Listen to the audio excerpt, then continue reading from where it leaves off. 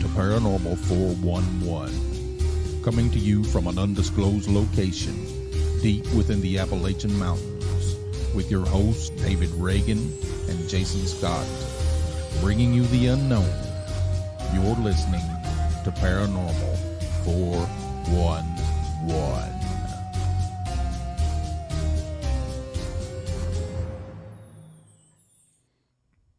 Hello, welcome to Paranormal 411, everybody. Hello, everybody. How are you doing today?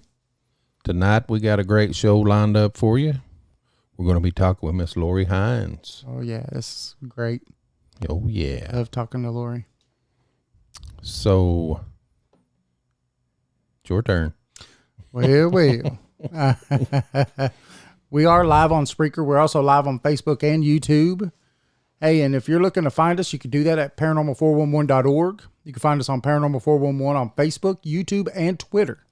We're also on Saturday nights at 10 p.m. That is tonight, Eastern Time on WDJY-FM. You could go to WDJYFM.com. I will say that again, WDJYFM.com, and listen to us. We're also on all of your favorite podcast platforms. Join us. Oh, join us. Join us. We also have a book. We do. East Tennessee Hauntings and Lore. It's a great little coffee table book. Amazon.com. Go check it out. Yeah. It's not a bestseller yet. But No. But it's good. yeah. 5 stars. We've sold 1 or 2. So, also be sure to check out Legends and Lore Pizzeria in Madisonville, Tennessee with Eddie and Susan. They got some great food and great stories to share. Yes, they do. Yes, that's in Madisonville. Yeah. Voted #1 pizzeria in Madisonville. Pizzeria. Also, we got to thank the band Catalyst of East Tennessee for letting us use their music. You can find them at Band Labs. That's right. You could also go to paranormal411.org, and right there on the front page, you could click on their link and it takes you straight to their Band Lab page. Oh, yeah. Oh, man. So, we got Lori Hines Yes, we tonight. do. Yes. Great guest. Great. One of our good friends. Yes. And one of the best guests we have. Yeah, she's awesome. Yes. She talks about a variety of things tonight. What's she going to be talking about, Jason? She's going to be talking about psychic archaeology. Archaeology, yes. That's going to be cool. Maybe some missing persons. Oh, that's going to be cool, too. Oh, yeah. I had something I was going to ask her, but I can't remember right now because I've got too much thing going through my head. Sorry, everybody. We were a little late. Roy Murphy made it in. What's Thank up, you, Roy. How you doing? Hey, Right. I'm going to do a little bio on Lori in case you don't know her. Lori Hines is a psychic medium and author of 4 paranormal murder mysteries set throughout the Southwestern United States. We've got all of them. Oh, yeah, including the ancient ones. The first series set at Vulture City Ghost Town and the Triangle Tea Ranch near Tombstone, Arizona. That's a good place. Caves of the Watchers. Honorable mention in the 2013 Great Southwest Book Festival. And Whispers Among the Ruins, her 4th book, Set in the Four Corners, is a 2016 Book Excellence Award winner. In the multicultural fiction category, her 4th book, titled Visions of Time, is published through Written Dreams Publishing. It is an International Book Awards finalist in the New Age category and received honorable mention in 2021 New York Book Festival for the Spiritual Religious category. I know I'm chopping this thing up and messing up, but I don't know. I'm sorry. Let's just bring her on. She can tell you all about herself. All right. Hey, Lori. Doing good. Sorry, I can't read today for some reason. And your new book, do you have a date on when it's coming out, Lori? Yes.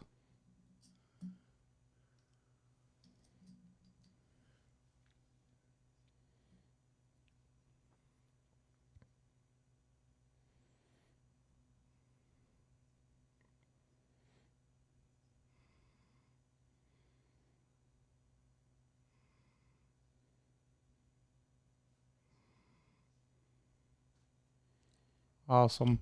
Yeah, it's awesome. Go ahead, David. You're throwing me under the bus here. Throwing you So, right under it. what do you want to talk about first, Lori? Do you want to talk about some of the psychic archaeology stuff that you've been doing? Because that's really interesting to me.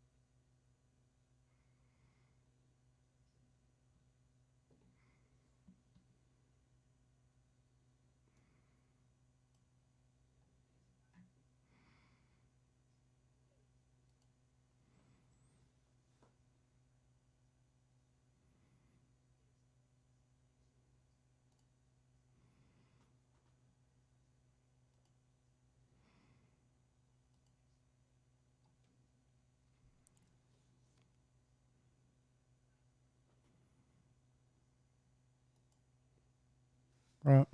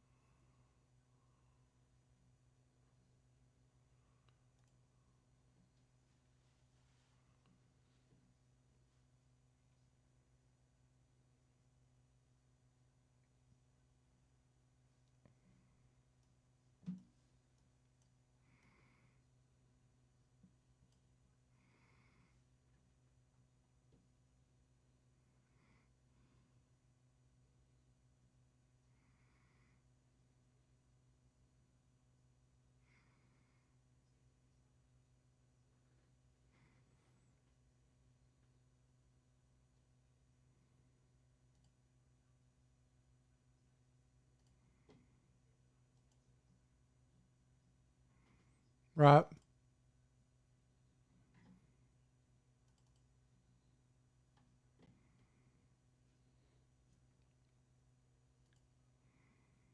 Yeah.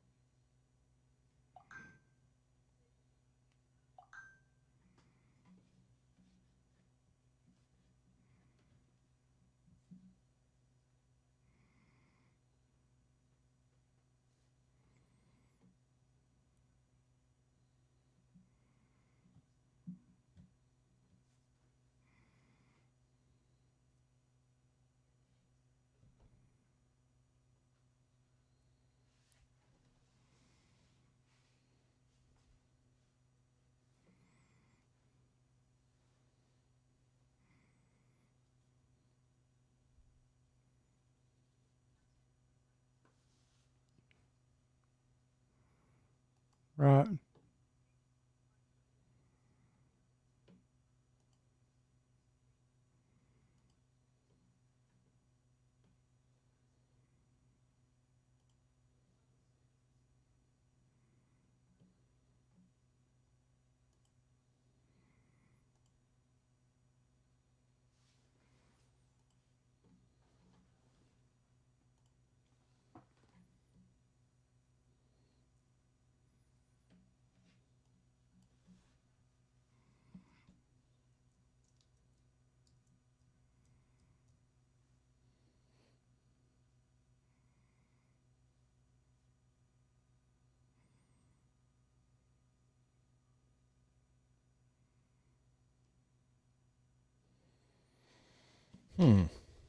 That is pretty interesting.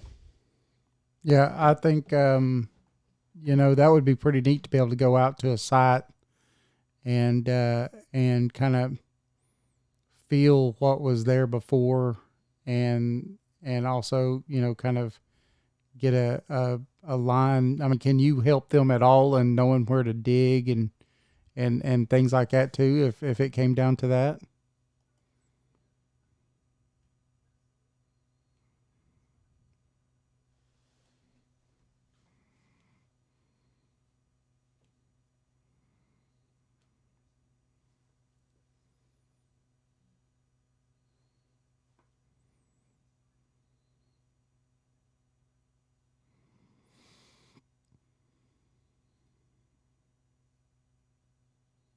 Mm-hmm.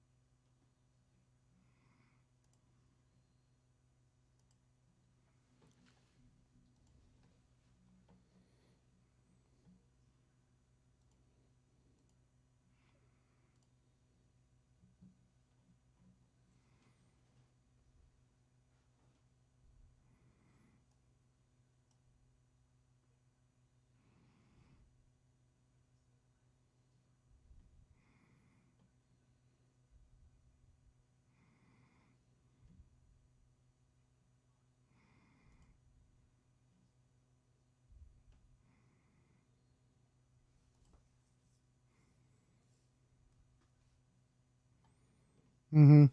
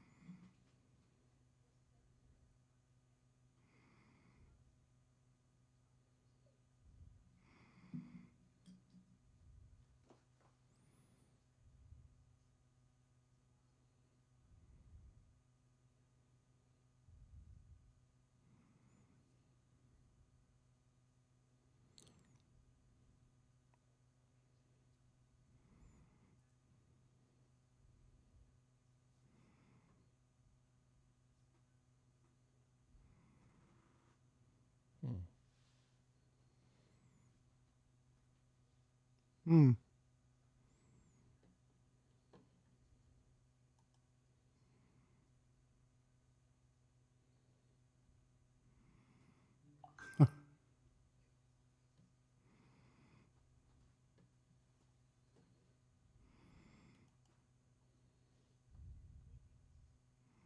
Mm-hmm.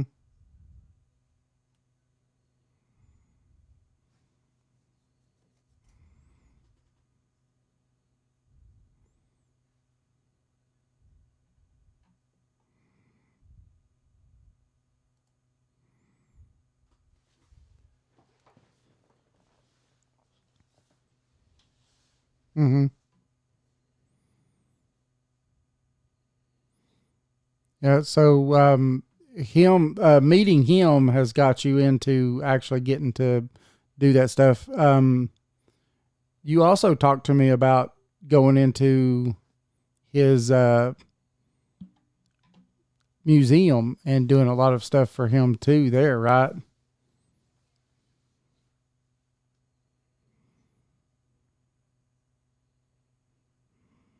Mm-hmm.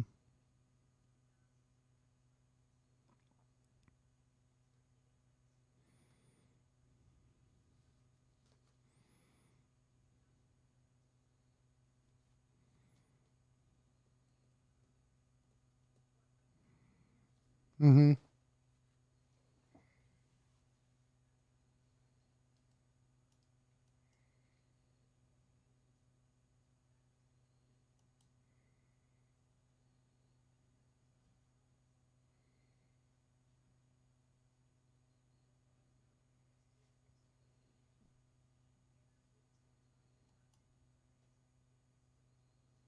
Money is the money is put back into the museum itself and to support the museum. Yeah. And it has, yeah, there's a lot of, they're doing a lot with the museum. It's the energy in there. There's some good and bad. It depends on where you go. Um, and for me, like with investigators, I've talked to you guys about this before, but you do have to be careful because you don't know what kind of energy you'll be bringing out when you go in there and start asking questions and stuff. And they Yeah. have tours there pretty much all the time, I think. But um, there's one of my favorite rooms is the Native American room. And there's a lot of really interesting, like there's Apache burden baskets in there. There's like a just stunning, beautiful dress. I don't know how old it is. It looks like maybe at least 50 years old, if not older. It's just stunning. It's a stunning white dress that they have in the corner. It looks like something you could wear at a powwow. And kind of like a regalia kind of dress. But then they have pottery, all different kinds of pottery. I think Sonoran pottery, maybe from the Hohokam era. Yeah. A lot of cool artifacts. And that's where a lot of when I did the tour with the paranormal investigators a couple months ago, that's where we went. That's one of the areas they went, in addition to some other rooms. But the whole museum is pretty active. It's when we were doing that, the the main investigator, her name is Rita, and you guys really need to have her on your show, but we had a group of about 20 people and we all got to kind of talk to the spirits. But when we were asking questions, she started out asking questions, and then there were a lot of native people coming through from what it sounded like. But at one point I heard a language that sent chills down my spine. I'm like, I don't speak Navajo. I don't speak any Navajo languages. I hear bits and pieces, but for some reason, this particular language just kind of sent a chill through me, and in a good way. But I was like, I instantly said to myself, "Hey, this is not Navajo. This is not any modern Native American language." And my guides were like, "Yeah, you're right." And then when I got home, they said that was Hohokam. And I told Tom that, and he flipped. He's like, "Oh my God, did you record it?" I said, "No, I was too busy listening to Rita and just trying to get a feel for the spirits that were in the room." So I told him I could go back there and try and see if maybe we could work directly with Rita and so we can get some more responses and get it taped. But yeah, because I have a lot of Native American spirits, including ancient Hohokam. Okay. And they were telling me, they're like, "Lori, that was Hohokam that was being spoken." And that was right at the beginning of the session that she started. So I couldn't believe that. I'm like, Tom he was like, "Oh my God." Now, is that a language that's still spoken, or is that a dead language? No, it's a dead language. There might be some aspects of it that are spoken, but they're telling me now, no. They're like, no, it's definitely a dead language. So okay, that's what wow, they're telling me. So yeah, that'd be crazy hearing a language that really is a dead language, yeah, and that's what he was excited about. And I felt bad that I hadn't taped it. I was just trying to sense spirits that were in there and see if I could start seeing anything, because a lot of people pick up on shadows, and some of the investigators did start picking up on shadows. And then we had the museum just has a lot of history and throughout. And so you get activity in just about every room. And when I initially did the tour with him, I was picking up some really interesting things. Like there was one room towards the end of the tour I did with him on the second floor that was just, I thought I saw a giant standing there. Like, but I couldn't necessarily, it didn't look human necessarily. It just was really different. And there are such things as elementals, but I don't know if that's really along the lines of what it was. I just kind of saw a giant shape standing there. And I saw a little Native American girl in the room. It looked like she was holding a doll, but I think it was one of the dolls that was in the case there too. There are some dolls that he has in one of the cases, and it looked like that's what she was holding. Oh, wow. And she was in the corner, and she looked kind of afraid. I don't think she knew. And Tom, all of the spirits know Tom. They know he's good. So a lot of them, I think, do try and communicate with him. And it's interesting because he says after every investigation, like when Rita or another paranormal investigation group goes in, he goes in and apologizes. I don't know if apologize is the right word, but he's like, "Thank you for letting them come in," and because most of them are pretty respectful. But it's unfortunate because if they're not, then Tom's the one that's going to find out about it. I mean, as you guys know, if you're not respectful, that can really stir things up and make things worse. And so that's something him and his staff have to deal with if they're not respectful.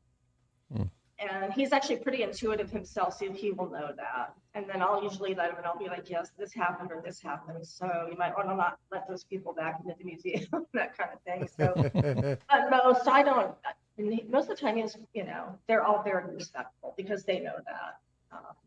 You guys had interviewed Unearthing the Supernatural, and they're one of the ones that have been in there a couple times, I believe, and they're very respectful, obviously, because they are Native. And yeah. So yeah, most of the investigators that go in there have nothing but really good intent. But there was one girl on the tour I was on, and she got lectured by one of the investigators because she started instigating in the basement, which is one of the worst rooms possible because we had all of the equipment was going off, but there was something dark in there. And my own spirit guides were behind me going, "You guys need to get out of here." And I kept hearing that. Yeah, I kept hearing, "You need to get out of here." And I'm like, "Guys, I can't run out of the room. I'm standing. Not to mention it was so dark, I could have killed myself just running out because there's a series of steps, like 4 or 5 steps you go down, and then you go back up another series of stairs. So if it's dark, you just have to be really careful. So, so I didn't want to make a scene by running out, but they were really nervous behind me. They're like, "Something is here and it's really not good." And I asked a question to some of the spirits that were there, and they validated that. So wow. but yeah, Yeah, and I was telling Rita, I'm like, this isn't good. My guides are like telling me we need to get in. She knows there's something dark down there, but one girl did start instigating it, and I think she was saying something about showing itself, or I can't remember exactly what she said. But then, as we were walking out, one of the investigators told her, you need to be careful doing that, Right. and she got a little defensive. So Well, I mean, you could take that. That could end up coming home with you. exactly. If you make it mad enough, those things will attach and say, I'll teach you. And that's what my guides told me. They're like, actually, it did start to go with her, the one that was instigating. They're like, her guides managed to disconnect it, but they're like, it actually did start to do that. So, Ooh, yeah. You get what you get if you don't know how to deal with it. You said equipment. What kind of equipment do you guys use when you do that? Well, for me, I just use my third eye, and I usually don't. I use some equipment on that to where I don't do too much investigating anymore. Unless it's with Tom, like on the ranch or something like that. But he brought just EMF detectors, nothing fancy. Like you have the grids, the light grids and all that a lot of people use. And there's so much different, like with Zach's team, of course, they're going to have all all of the different equipment. But for Tom, the last time we went on the Key Ranch, it was just like the EMF detectors and things like that. So I don't know if he had, sometimes I'll use I'll try and tape voices, whether my phone or on an audio recorder. I can't remember. I think he did that as well. I think he was trying to get some voices, but we didn't. Other than the lights going off that one instance, there was like a whole hub of activity. I saw a bunch of ancient prehistoric spirits running around, and there was that one little, whether it's a little boy or a man, he was running back and forth just to set the thing off. So, but what you guys have to realize, Tom he has been out there so many times, and he's been out there to help restore the pueblos, and he has nothing but respect for archaeology, for history, and for the area. So a lot of the spirits out there actually know him, and they're not afraid to approach him. And I told Tom that. I said, I think that's why it's playing with you, because these spirits really admire what you're out here for. So. Yeah, I was just wondering if you use like dowsing rods or anything like. Have you ever found? Have they showed you like bones or pottery or anything? Well, I know sometimes I've actually started to try and use dowsing rods. I don't have a set myself. My spirit guides are like, we want you to start using those because this can actually pretty accurate. Because a lot of mediums do use those. A lot of investigators do use those. There's an author here in Phoenix. She's well associated with Globe, very knowledgeable of history, especially in that area, and she uses dowsing rods. But she actually uses them to find deceased bodies. Oh. And she can even tell what direction they're facing based on the dowsing rods and things like. There's some people don't even realize how many uses you can use a dowsing rod for. For me, I don't know. I'd like to try and use them on an investigation. I don't think Tom uses them, but I know more and more people I talk to do use them in addition to other methods, just to kind of validate what might work best. For me, when I start picking up things, I can't necessarily, I have to just focus on what I'm getting, either visually, what I'm sensing through my intuition, or what I'm hearing. And sometimes I will just come out and say something that doesn't make sense because I'm kind of being channeled. I'll be like, where did that come from? And I do that all the time in my readings too. I'll be doing readings for clients and something will come out and it will turn out to be one of the most accurate things that they've heard. So yeah, it's using a variety of different senses, and I'd like to try and use dowsing rods. I've just played with them for a few minutes at a time, but I don't have a pair. But that's a good question. So a lot of people people use them to find like certain like gold, silver, things like that, but they can be used to find water. Yeah. The dead bodies. I've never even heard of that until this author told me. She's a pretty interesting person too. And she learned how to use them from somebody else I think in the Globe area, who was like her teacher. And I had never heard of that. It was a pretty interesting presentation. That's probably one of the most interesting presentations I've heard was her take on just finding dead body and graves with those things. So I've seen them I've seen it on TV. Seen an investigator use those to find a dead or a deceased person, and they brought the dogs in and everything because they was getting hits. I was trying to use them to find out. I asked my guys, I'm like, can you use them to find like paranormal spirits, paranormal and ghosts? They said, absolutely. All you have to do, and I tried that when I was taking a psychic development class last year, because this, the guy that owns this store, he does have things in his store. Many mediums have seen things in there, but nothing really. I think they're all pretty benign. I've never sensed anything bad. Right. And I was asking where the nearest spirit was, and it kind of pointed to the right. I think it was pointing to another room. So you can actually use those to find spirits as well. Wow. Mhm. We need to get us some dowsing rods. Yeah. That'd be Yeah, fun. people really like playing. People love playing an experience because there's so many different ways you can use them that most people don't even realize. And so, Right. Yeah, the wife got to use some when we was doing an investigation, and it came up with we had closed the door to the room because the thing is that supposedly the lady in the room didn't like you to close the door, and she would open it, and the wife was sitting there. Hey, Susan. Susan says they use them in their investigations some too. We asked if she was going to open the door or something. I forgot what the exact question was, but the dowsing rods moved in Michelle's hand to the door. They literally pointed towards the door, and then all of a sudden you heard click, and then the door opened right up. oh wow. Yeah, it was pretty crazy.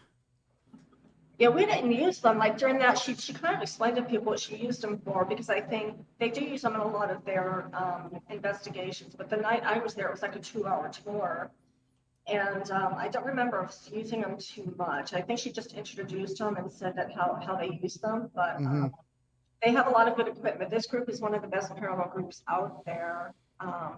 And it's Arizona Ghost Adventures. So it's not related to Ghost Adventures. It's Arizona Ghost Adventures. So if anybody's in Arizona and you're in the Globe area, or actually look them up on Facebook. They have a good presence on Facebook, and they do a lot of really good tours in the Globe area and other areas as well. So I highly recommend this if anybody's looking to do an investigation. It's a fun group, a very professional group to work with. I think they have a number of Native American people that are in there as well.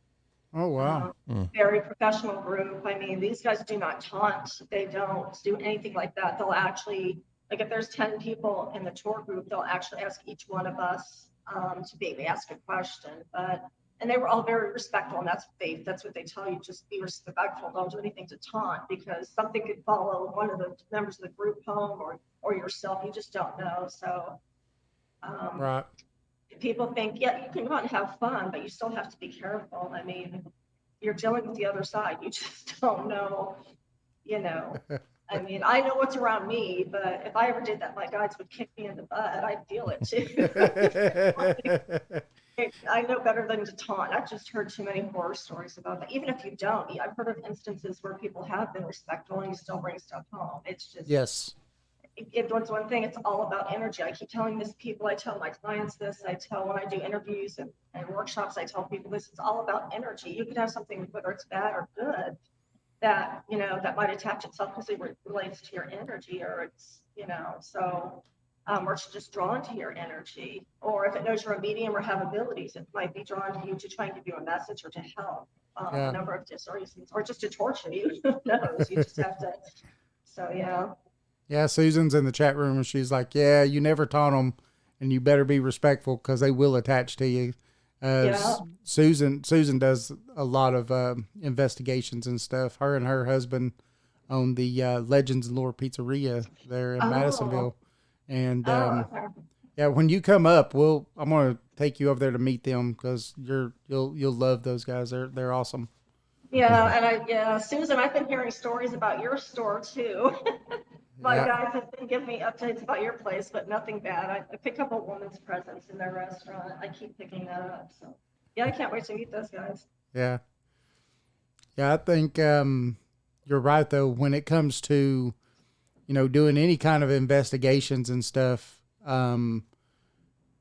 if you don't treat these entities like you want to be treated, and like they're real people, you could be asking for trouble, Yeah.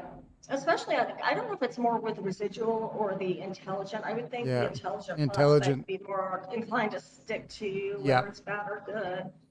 And it could be something that's not necessarily harmful. It's just desperate to either be passed over or it's just, like I said, it's drawn to your energy.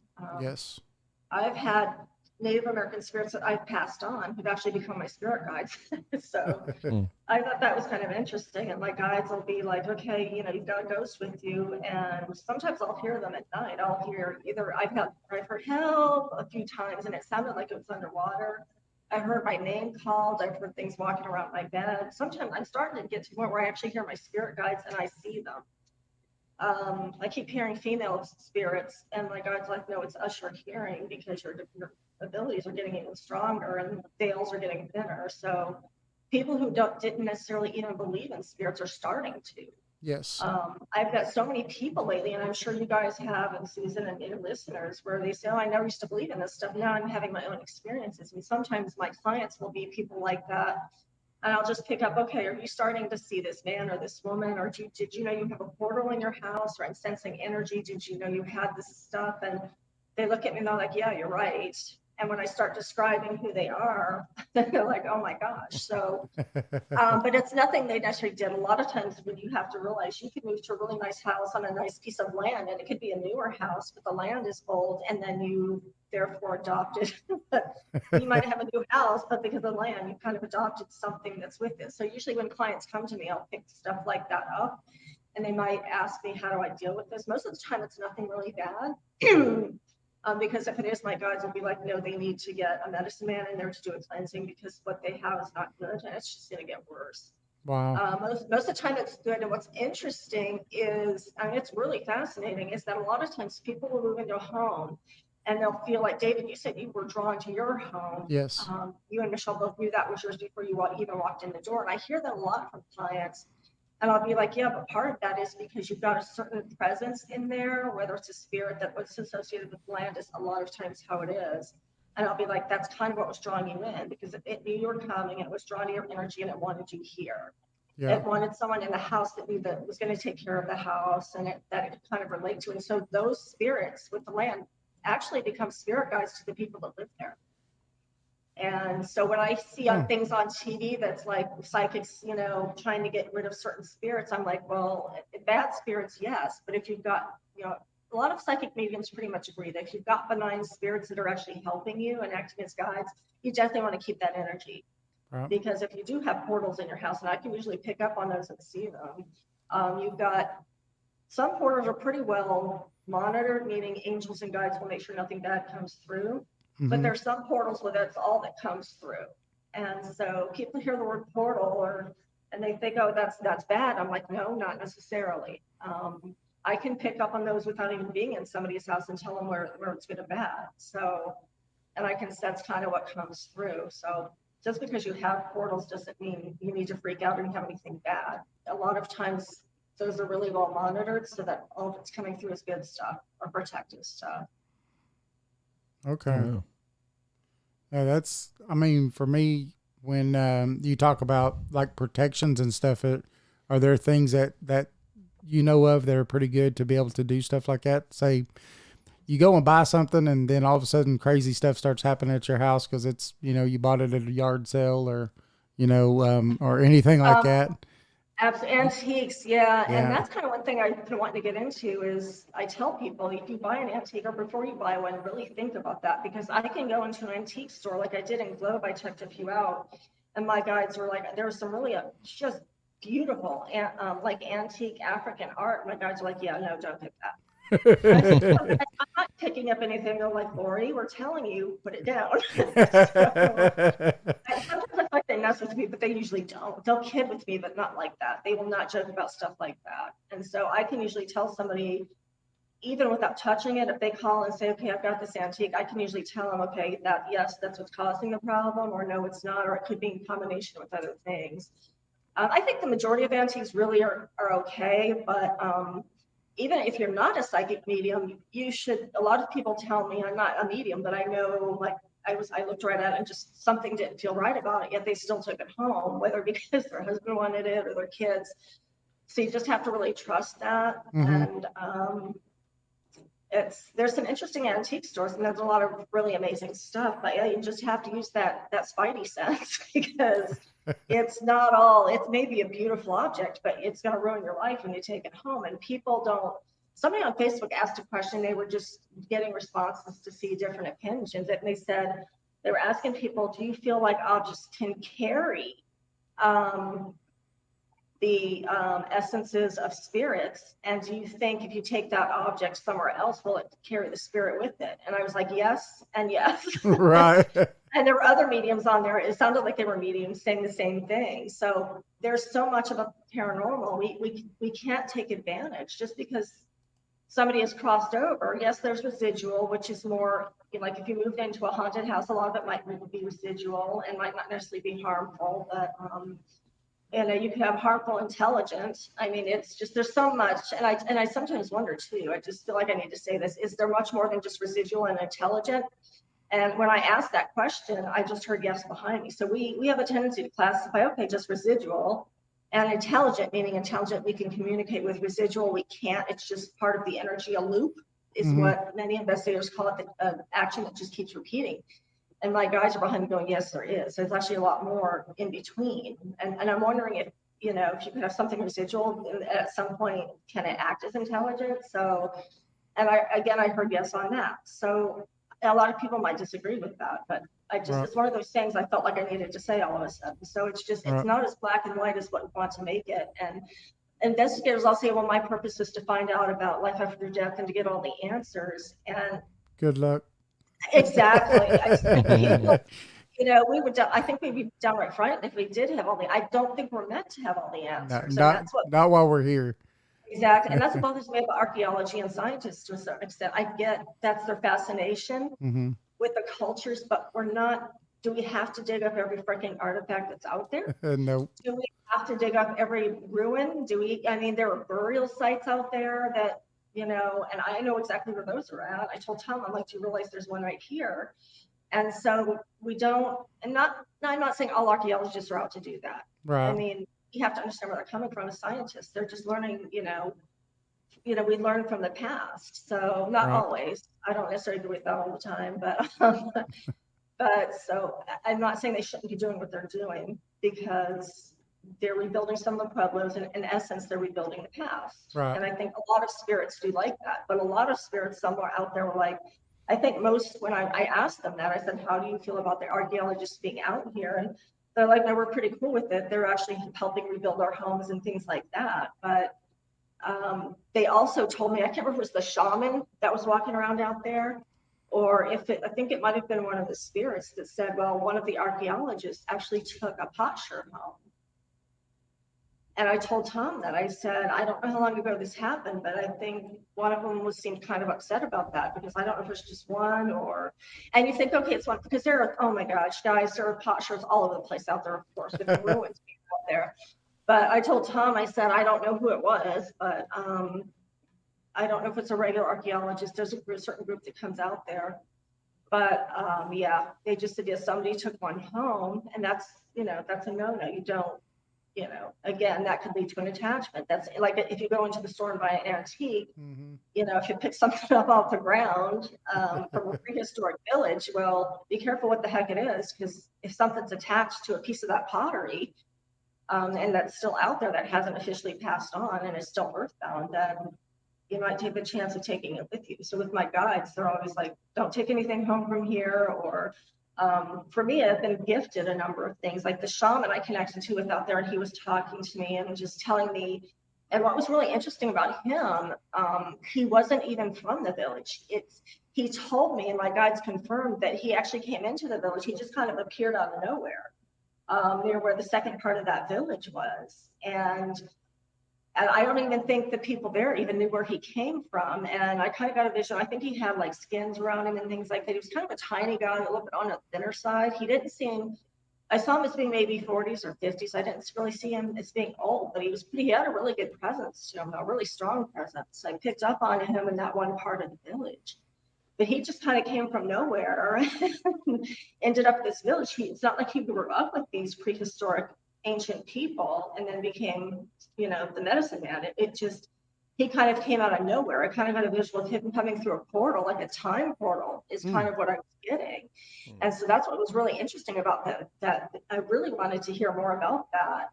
And he gifted me something during the daytime. We went back to look at those villages during the daytime when we were heading back. And there was this beautiful, it wasn't a potsherd, but it was like a rock. It was kind of unusual shaped rock, like grayish. It would actually have like a thumbprint in it, like it had been worked. And he's like, I want you to have that. And I told my guides, I said, okay. And they're like, yes, he's telling you to take it with you. So that's the only instance that I will take something. And we can pick it up and look at the potsherds, but as long as we put them back down. Right. And they were telling us to be very careful out there as well. They're like, don't take anything unless you get permission to do it. And I guess one of the archaeologists did. And it's not like they loaded up a bucket. I think they might have just taken maybe 1 or 2 potsherds is what I was picking up, but the spirits didn't like that too much. So that's what they were telling me when I was out there. But they said other than that, all of them were pretty respectful. That's crazy though. Yes. I mean, do you think they were mad enough that they could have, went to that person's place and been like, hey, give this back? Because, Michelle and I went to, it was in California. Dang it, they made a movie out of it.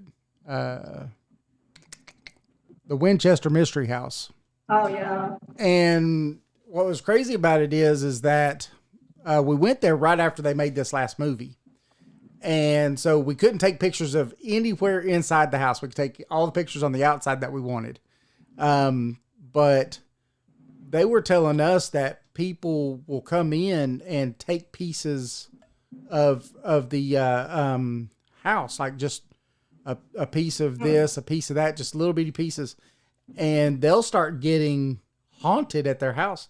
And they'll have these big letters and the piece of whatever it is mailed back to them asking, please, will you tell the ghost to leave us alone? Oh, wow. And you hear about some national parks are like that. I think Petrified Forest, the rangers there were telling me, because I wrote about that place in my 4th book, and some of the rangers were telling me that happened.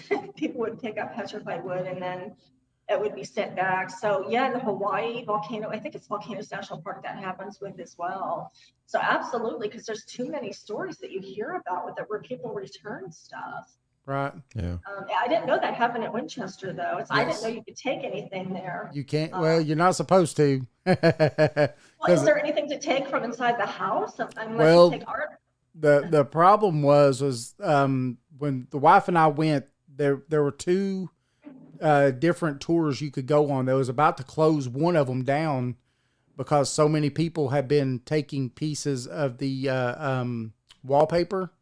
Oh my God. And this is stuff that can't be replaced. It cannot be replaced. This stuff's 100 and something years old, and it can't be replaced at all. And people are just ripping pieces off of it. And I think the spirit energy, I'm getting a sense that the spirit energy is actually in the walls themselves, which you guys know. I mean, and a lot of investigators will tell you that too. So you could actually be taking some of that residual and intelligent energy with you when you do that. That's pretty horrible to do that, actually. Yeah. It's gosh. It's pretty terrible, and they're actually closing part of the tour down because of it, because of the destruction to the property. Wow. And so Michelle and I got to be one of the last few that actually got to do an extra 30 something rooms there. So altogether there's it's like 100 and something rooms or something. So, but I think something like your energy there, I'm getting a visual of I don't know if it's a male presence following you guys around, or I think it liked your wife is what I mean. Yeah. So I don't blame it. Yeah, no, she's gorgeous. So yeah, I get a visual of it following you around. That's funny. They're like, yeah, it was a male. So, it was a beautiful place though. Big, beautiful home. But what's weird is that, it used to be this big old huge estate. And at one point it was seven stories. And then they had a really good earthquake and the top stories fell down. So she had them clean it off, and now it's only 3 stories tall. And, wow. But what's weird is it's right in the middle of this big town now with skyscrapers on either side of it. And then you've got this this house sitting there on this property right in the middle of all these skyscrapers. Oh, wow. Yeah. I didn't know that. The pictures I saw didn't show that, but that was probably from like 20 years ago. But they're telling me, Yeah, I didn't those know Sarah Winchester was even still part of the house. And I'm like, yeah, Lord, her energy's all over that place. I would So say so. I would say so because she's the one who was the major architect and everything for the place. So I think she's still watching out too. And I think yeah, like when I've watched interviews about that, I think that's what some of the tour guides have said too. But yeah, I kind of get a feeling that they're still watching things. And I don't think I like people ripping wallpaper off my house either. So I wouldn't. I wouldn't. that is so messed up. I hear the same thing here about the Bell Witch Cave in Tennessee. If you go to the Bell Witch Cave, people will take rocks or stones and stuff out of the cave, Oh, wow. and they'll end up sending them back because things will start happening at their house. And that's one place I'd like to go, but I asked my guide to get safe. They said, yeah, but I think what you just said, they're probably like, yeah, don't take anything with Yeah, you. don't take nothing. I didn't know so they do tours of that Bell Witch Cave. Yes, they do the tours Okay. of the houses are no longer there, but they do a cave tour and all that stuff of the cave, and I think they do a tour of the home site where the home used to be Yeah. stuff. Okay. Yeah, so that that's only 2.5 or so hours from my house, and I've never been, Well, never been. yeah, I think there's a lot of native spirits in there from what I'm picking up on too, just sensing and seeing. But yeah, The stories I, are pretty wild as far as that goes because they saw dogs, like these huge dogs with red eyes and knocking on walls, and that was all before Yeah. the Bell Witch even showed up. So well, yeah, it's I'd have to think twice about doing a tour of that place. I don't, there's something that makes me hesitate on that. I love caves because I write about caves. All my books feature caves, but yeah. if there's something about that one that would make me hesitate about entering that threshold, considering so much negative activity is in there. So, Yes. Susan says we need to plan a trip to go to the Bell Witch Cave. oh yeah, I'd love to meet both those guys. Oh yeah, That'd be awesome. but yeah, you kind of asked me cleansing, and I might have gotten off on another direction. But everybody has their own way. A lot of people, a lot of investigators I'll see go in with crosses, or they'll just say when they walk into a place, okay, whatever's here, please, we're going to respect you. Please respect us. Stay here before, I'm getting ready to leave. So just remain here. I'm not inviting you to go. So all of them kind of have their own little rituals. There's native groups that might be, they do a cleansing ritual before or after they go, when they go in, and then I think after they come out, they all have different rituals or ceremonies. A lot of people just wear crosses.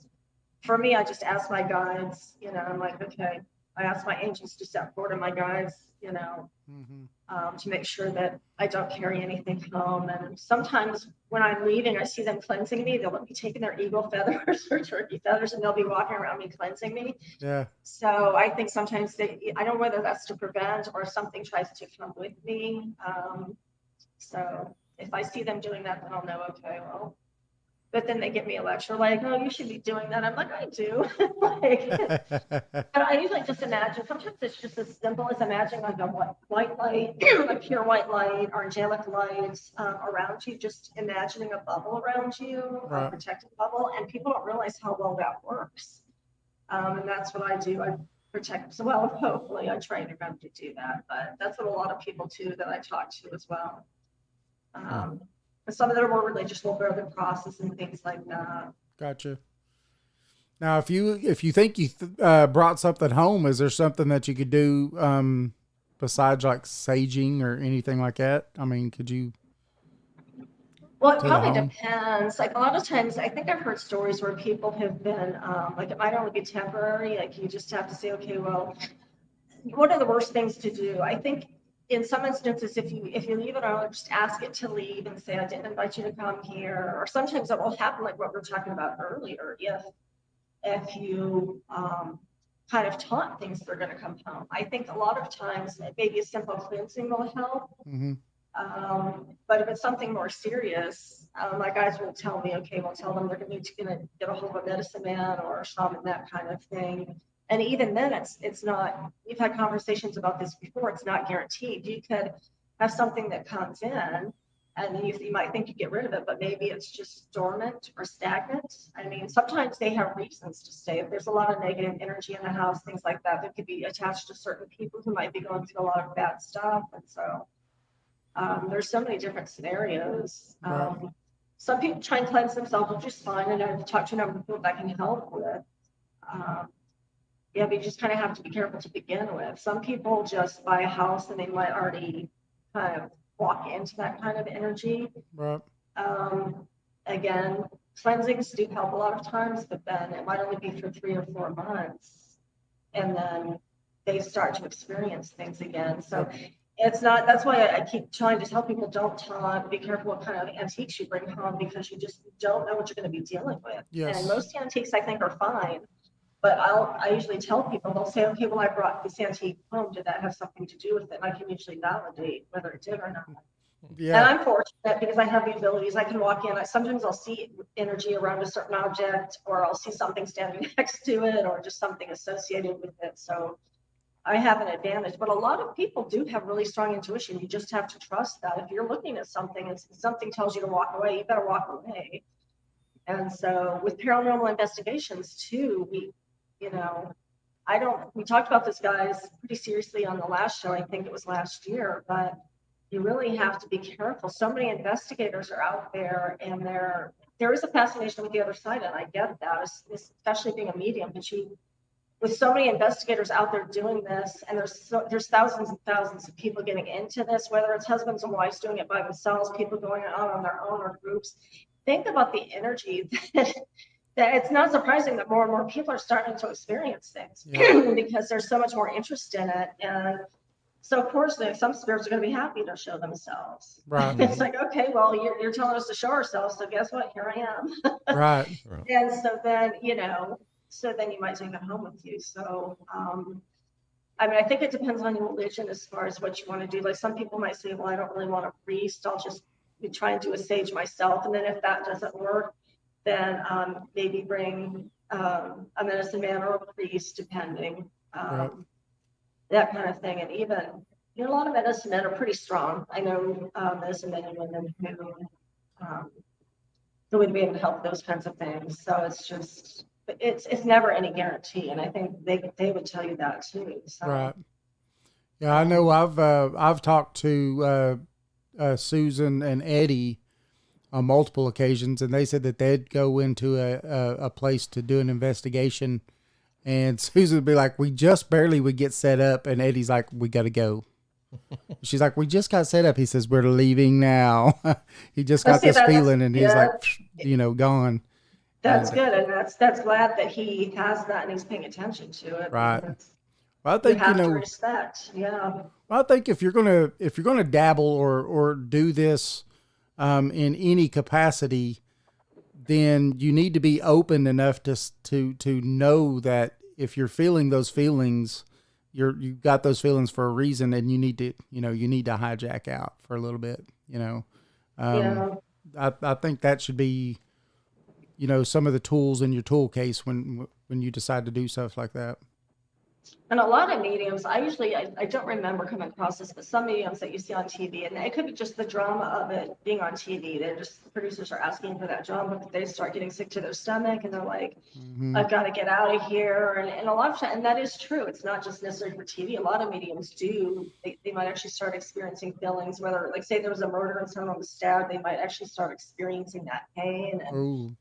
Or they might just get sick to their stomach from something like in a tuberculosis hospital, that kind of thing. So I usually don't experience that, but I have been channeled one time on the way home from Payson at night. And that's why I stay the night up there now, because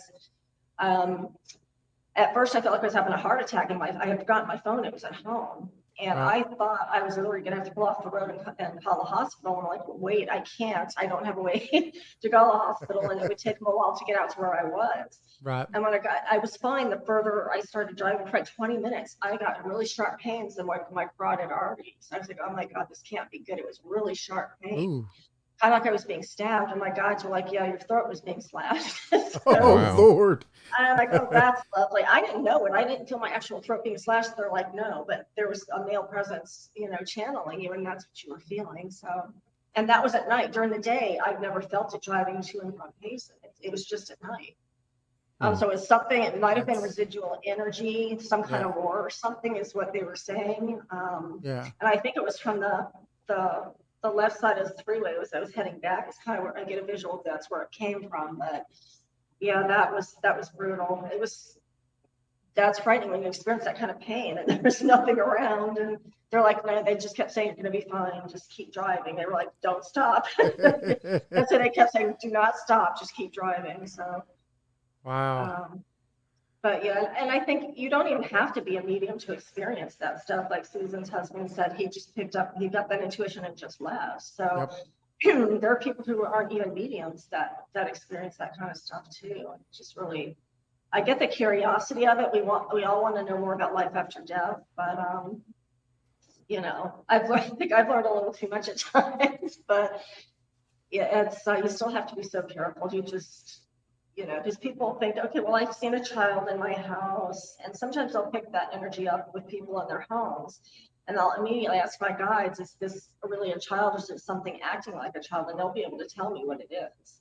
Wow. So yeah, people think, "Oh, I have a child, so it's innocent." It's like, well, no, not necessarily. I mean, there are things, as we all know, there are things that can show themselves as children that really aren't, because they want to gain your trust, Right. or maybe your kids' trust, and that's how they work their way in. So. Right. Yeah, that's a great way of getting an infestation right there. Oh yeah.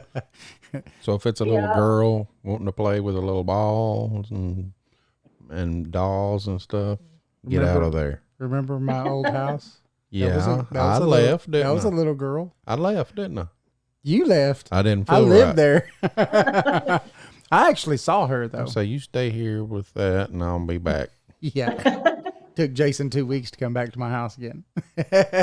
Wow. Yeah. I've never, like, some mediums can see ghosts and spirits really clearly, like someone is standing in front of you. For me, it's through my third eye. I've seen my Apache guides walking downstairs, and that was barely, it wasn't solid, but oh my God, I could see their shapes, their clothes, and everything. And strong, sturdy looking Apache guides coming down my stairs. So that's pretty cool, actually, when you can see that. But I've never been able to see, like David, I think you said you've seen them, like they look.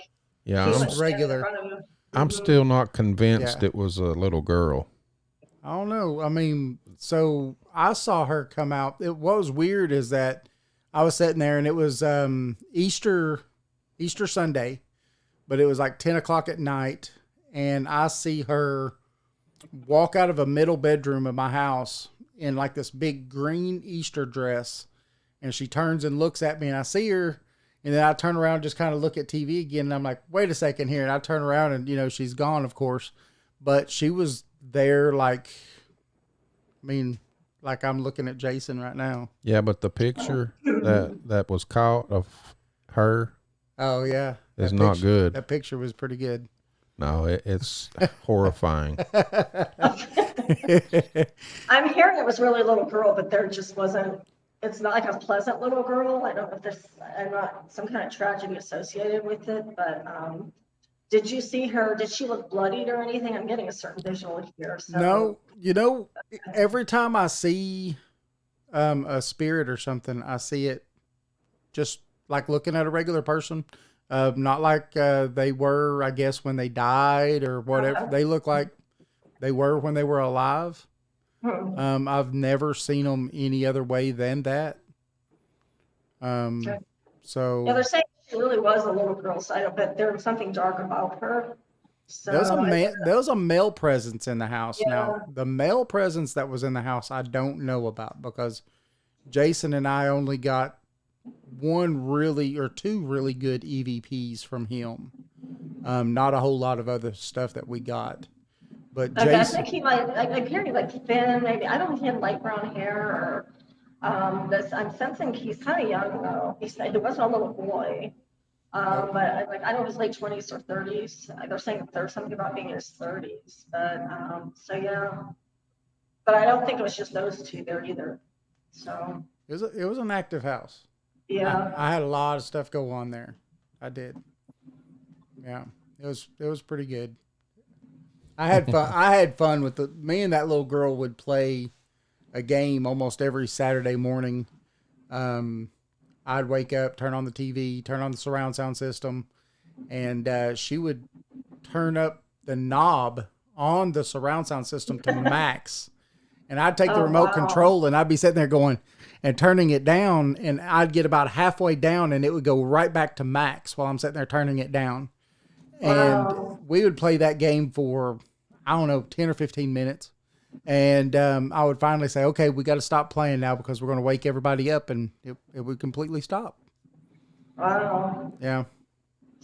And I think she was always trying to get your attention from what I'm hearing, not just that way. So Yeah. I don't know if there was objects moving or just. Oh man, there's all kinds of stuff that happened there.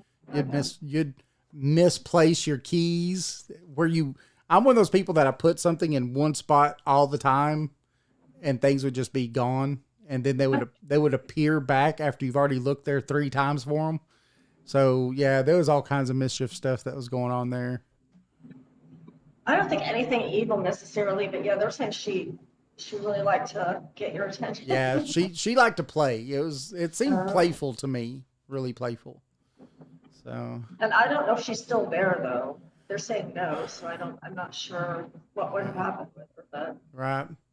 Yeah, I don't know. I know when we got rid of the house and we moved out, that was it. We never had any other dealings with her or nothing else. So it wasn't like she followed us or anything. So No, yeah. it was pretty neat though. I know Jason's seen a lot of stuff at his house though. Yeah, he was telling me that. I know, Jason, didn't you say you see certain lights and things like that? But it's nothing bad. I remember talking to you about that. Some shadow people. Shadows. Now, I have seen some lights too, but the shadows more. Just out of the corner of your eye, like something's moving, and I can't never catch a full look at it, but Right. something's definitely moving. Right. So you're a typical shadow person. Yeah. And like everyone, like if they see a dark, tall human shape or a human shape that's dark that you can't see features, they think, okay, that's a shadow person and it's not good. It's like people, it doesn't mean, I mean, we all interpret energy a different way. So Jason, you can actually be seeing spirit guide. I'm not saying that's what's going on, but some people actually pick up their guides as shadows initially. And then they might start seeing them in different ways. So some people pick up their guides that way. It could just be something more innocent. Maybe there's a certain kind of earthbound energy associated with the house or land that might be trying to show itself, or maybe it's not trying to show itself and we're just interpreting it as a shadow person. But you kind of have to go with your intuition. Like with your house, I don't feel like it's anything negative. It's more curiosity I'm sensing. But what do you feel, Jason, when you see the shadows? Like, I don't know. I mean, Not sure. Okay. not sure. It just when I see it, I like double take and look, and then it's not there, and I'm like, okay, I don't know. Yeah, and I don't think it's anything necessarily that wants, because a lot of people with negative shadow entities, they will literally walk right in front of people and you'll see them repeatedly. But with something like this, like you said, I just keep it's out of the corner of your eye. It's nothing. I don't get the sense it's anything that really wants to show itself with force and scaring you. It's just, I kind of sense that there's just peeking around the corner, that kind of thing. There's a male energy I'm picking up about it.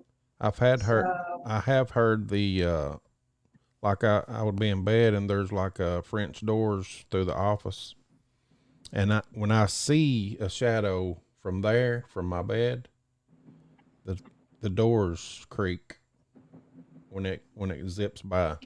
Oh, wow. So I don't know. We're going to need to get you a camera in there. Yeah.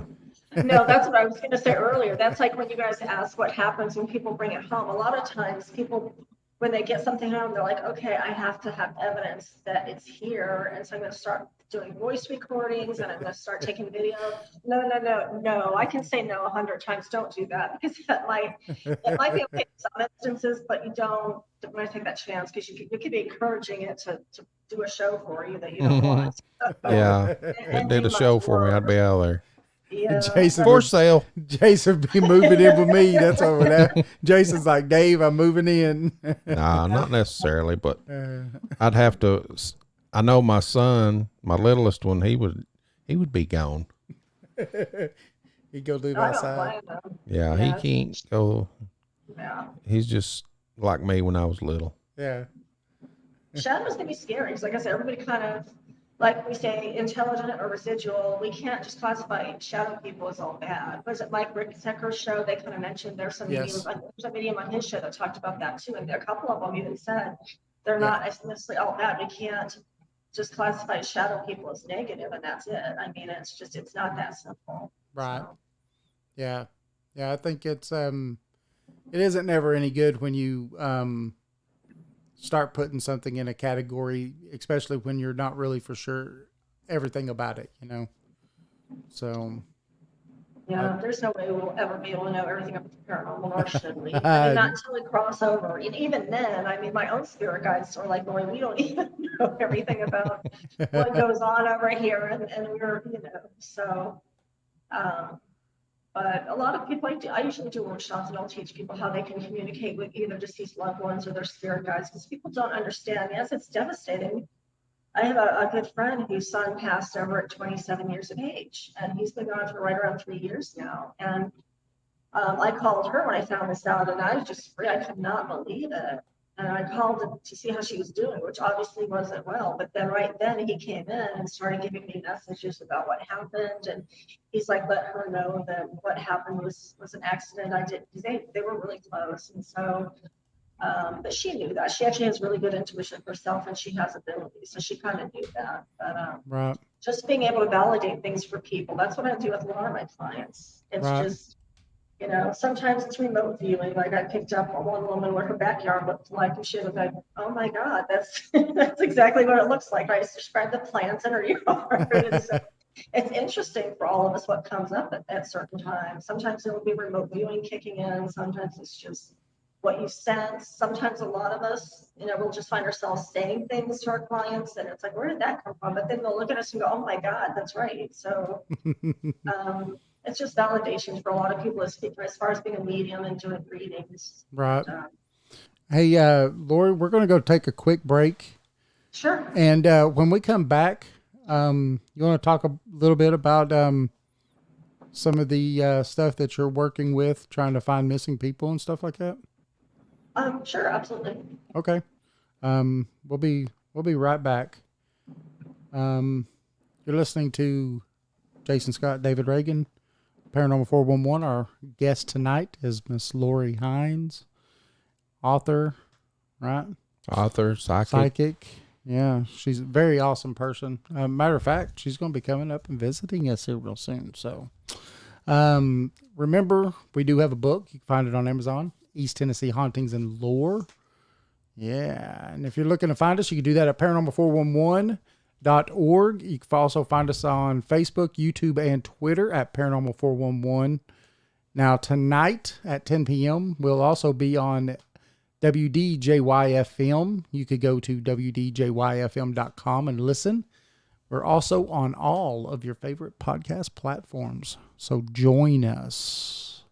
We'll be back right after this quick break. Join us. Hey, this is Eddie from Legends and Lord Pizzeria, and I listen to Paranormal 401. Love y'all and keep it squatchy.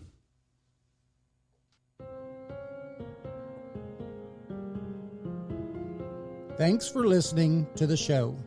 You can find us on Facebook and Twitter at Paranormal 411. Join us on the website at paranormal411.org. It's free to sign up and become a member. All of our upcoming shows are on the guest and events page. You can also listen to past shows on the website as well. And if you like the show and want to support us, you can do that by becoming a premium member for only $2 a month. Thanks for listening to Paranormal 411. Join us.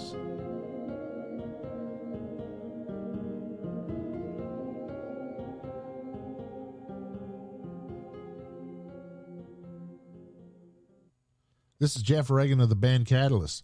Visit Paranormal 411. Click on our link on the right-hand side to listen to or purchase any of our albums on BandLab. Hey, this is Eddie from Legends and Lore Pizzeria in Madisonville, Tennessee. Cool little pizza shop with a paranormal and cryptid theme. Just voted best pizza in Monroe County. Follow us on Facebook at Legends and Lore Pizzeria to get the latest updates and hours, specials, and new menu items. In a world on the edge of oblivion, go to paranormal411.org for all of your paranormal, extraterrestrial, and cryptid needs.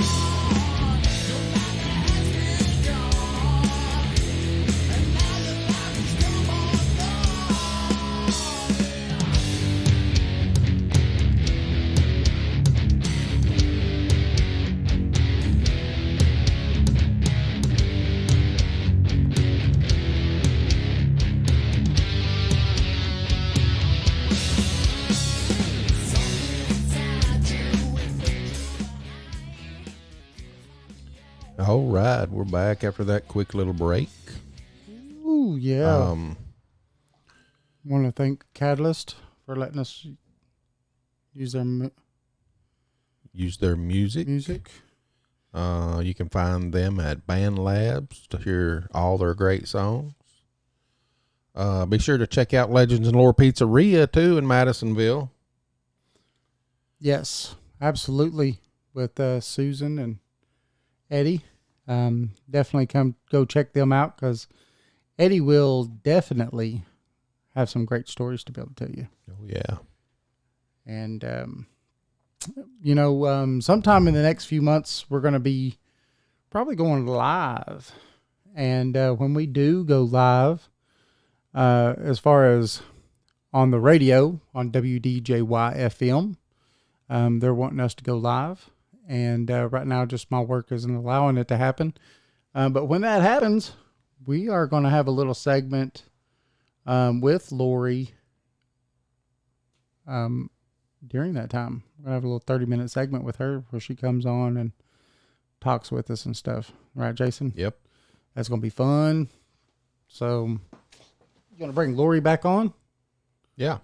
All right. Bring her back. There she is. There she is. Can you see? How you doing, Lori? I'm just peachy. How are you guys doing? We're pretty good. Yeah, we can't complain because no one listens. So did you hear us? But when we come back on, could you hear us? Oh yeah, Okay. yeah. Okay. just want to make sure. Unless I missed something, I think I did. So we was going to talk about the group you're helping out, the Find Me group, right? Yep. That's pretty interesting because I never even knew. I thought there are a lot of psychic mediums that work directly with the police departments and things like that for cities that are open to it. But I have a friend here in Glendale. He has his own store, and he's really talented astrologer and a psychic medium. And he's actually I think he was the first, one of the first, if not the first member of the Find Me group. And I think it was started by an ex-DEA, former DEA agent. And you can actually find it, if you do a search for it, you can find it online. But there's a group of about 100 psychic mediums that we all work together, and Kelly will send us cases, and he'll say, okay, this person was last seen at this location. We'll usually get GPS coordinates. He'll give us a picture and the name of the person, the time and place of birth, things like that. And then he'll let us, he'll usually have a week or two to work on the case, and we can try, and we all have our own unique abilities we use, whether it's, like I said, visual. A lot of times my spirit guides or angels will be giving me information, or just certain things, just kind of a knowing. But we'll usually let him know. He'll say, okay, let me know the circumstances surrounding this. You have to tell him, are they deceased, alive? If in any case, if they're deceased, where's the body, what happened? If they're alive, where are they at? Sometimes he'll send us cases and say, okay, this person was found murdered at this location or these coordinates, let us know what happened. So it's usually one of those two scenarios. Either they're already, like, whether they were murdered, which is usually what happens, and they'll ask us to give the circumstances, whether it's some of us may come up with names of suspects, locations of death, things like that. So they're looking for those kinds of details, or to just find a missing, or in a lot of cases, it's just they're kind of a missing person, and it's like, where are they? Are they dead? Are they alive? What happened? So there's so many different circumstances that could be surrounding the deaths. There are some that I think have been found alive. There's a case I just got recently. I don't want to say where it is, because when this gets recorded and sent to WDJY, there's a lot more listeners. So I don't want to, disclose those details, just because you have to be sensitive to the families that are out there actually listening. So this latest one, though, I think I'm hearing he is alive. I'm picking up that he is. So it's just, I've got to work on the case this weekend and figure out the details around that and where he might be. Because sometimes people do want to actually they might want to disappear and things like that. There's so many unusual circumstances, but it's interesting. It's depressing at the same time, especially when you do pick up that they're deceased. But that's why he has so many, as a big group of us. There's like 100 of us working together, because you can have 10 psychic mediums that are going to hone in and say, for example, okay, well, this person, we all picked up that his body is in this particular location. Say it's in a center forest preserve, maybe, or they're alive and he's in this location here with this person at this address or at these coordinates. So the police are going to look at that evidence that all of these psychics have, and it's like, you've got all of these different psychics, and none of us are going to pick up on the same thing, or necessarily on the right coordinates or the right details. So that's why he has so many mediums working together. And I was tested to get into this group. They send you 3 different test cases that have already been solved and long resolved, or whether they're deceased, or the cases I would say they were all deceased. But there's 2 that I picked up on a lot of the details, but they'll say, okay, let us know if they're alive, if they're deceased, let us know what details you're picking up on, how it happened, the circumstances surrounding the deaths and things like that. And so I think it took me a couple of days to work the cases just to make sure I had the details. But then she's like, no, you're the real deal. And I can tell, I can definitely tell that because of the number of details you picked up on. So then they asked me to join the group. But she says she tests a lot of people, and she's like, Lori, I can tell a lot of these people are fake. And they're just wanting to get on here for, I don't know if I'd say the notoriety, just because of, like, it's kind of sad to think of, like, missing persons, and a lot of them are found deceased, whether murdered or other circumstances. Some are, some aren't. So it's really sad for the families, because they're all looking for closure. But it's interesting to be able to do it, though, and to work with so many other psychics, and we all work together. Right. A lot of psychics are so threatened by other mediums and other mediums' abilities, and it's like we all kind of have to work together. And that's what's great about this group. We're all open to working together and helping each other, and ultimately helping the families get closure. So wow, that's pretty awesome. I know in my family itself, we had something that happened many years ago. And I think the family even turned to psychic to try to figure out what happened. But I don't think they ever got any closure on what happened. So, but it was, they just know he was dead. So, Yeah.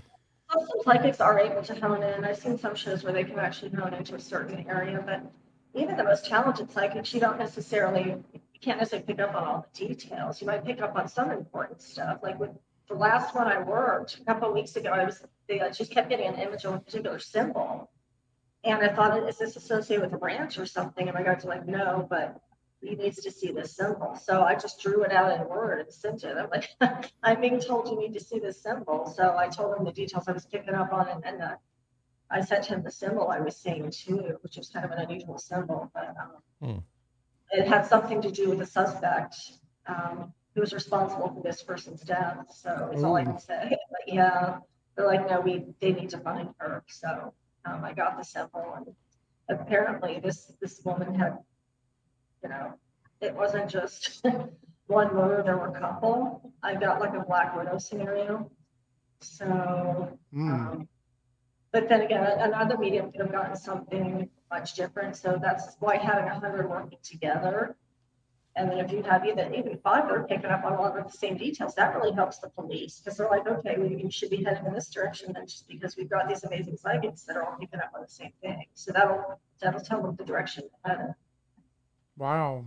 And do you find that a lot of law enforcement and stuff is pretty open to having, to working with psychics and stuff? Absolutely, yeah. More so, I was really surprised because as a former DEA agent, Kelly was one that founded the group. And our annual meetings were in March, and I attended the one in person a few months ago at a store in Glendale. And he actually said, as one of the first things, he's like, I want you guys to tell, for those who are disbelievers and don't believe you guys are the real thing, that psychics can't do good. He's like, let them know that you've solved 33% of cases that are coming through. Wow. Yeah. I was shocked. I was like, wow, I didn't know it was that high, but he's like, I want to just tell you guys that, because so many people don't believe. That's a third. I mean, that's Yes. that's fantastic. Yeah, that's what, when he said that, I almost fell off the chair. I was like, not that I don't believe in mediums, obviously, but it's good that they're able to document, because I think he's had this group for about 10 years now.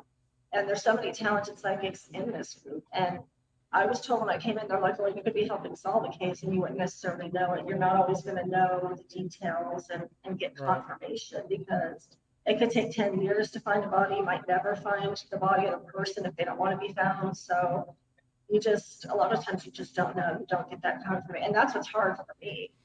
But my guys are like, no, they've told me, they're like, we think, the cops have actually kind of noted some of your facts as well and paid attention to some stuff. Now, I don't know if that means they've used any of it. Like I said, there's 100 of us. And there's a lot of reports that go to the police on this stuff. And so,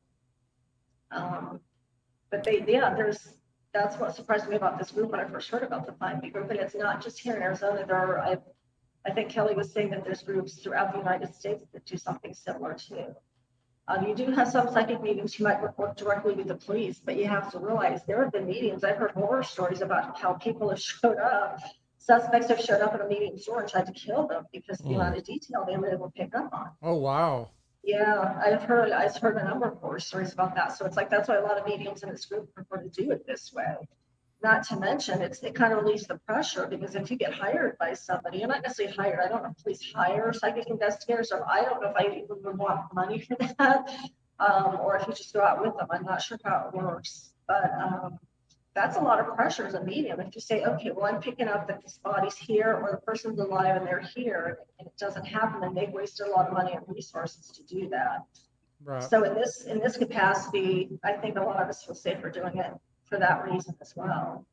But I have no doubt there's some really talented mediums. I have no doubt. I know that friend of mine that I was telling you guys that owned his own store. He's actually worked directly with the police, and he's like, Laura, I prefer to do it this way.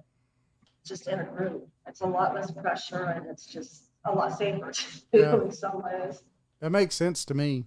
I mean, it does. For me, I don't know. I mean, you almost get to do it kind of anonymously. So then that way, you don't have a spotlight on you. So then you don't have to worry about people coming after you or anything else.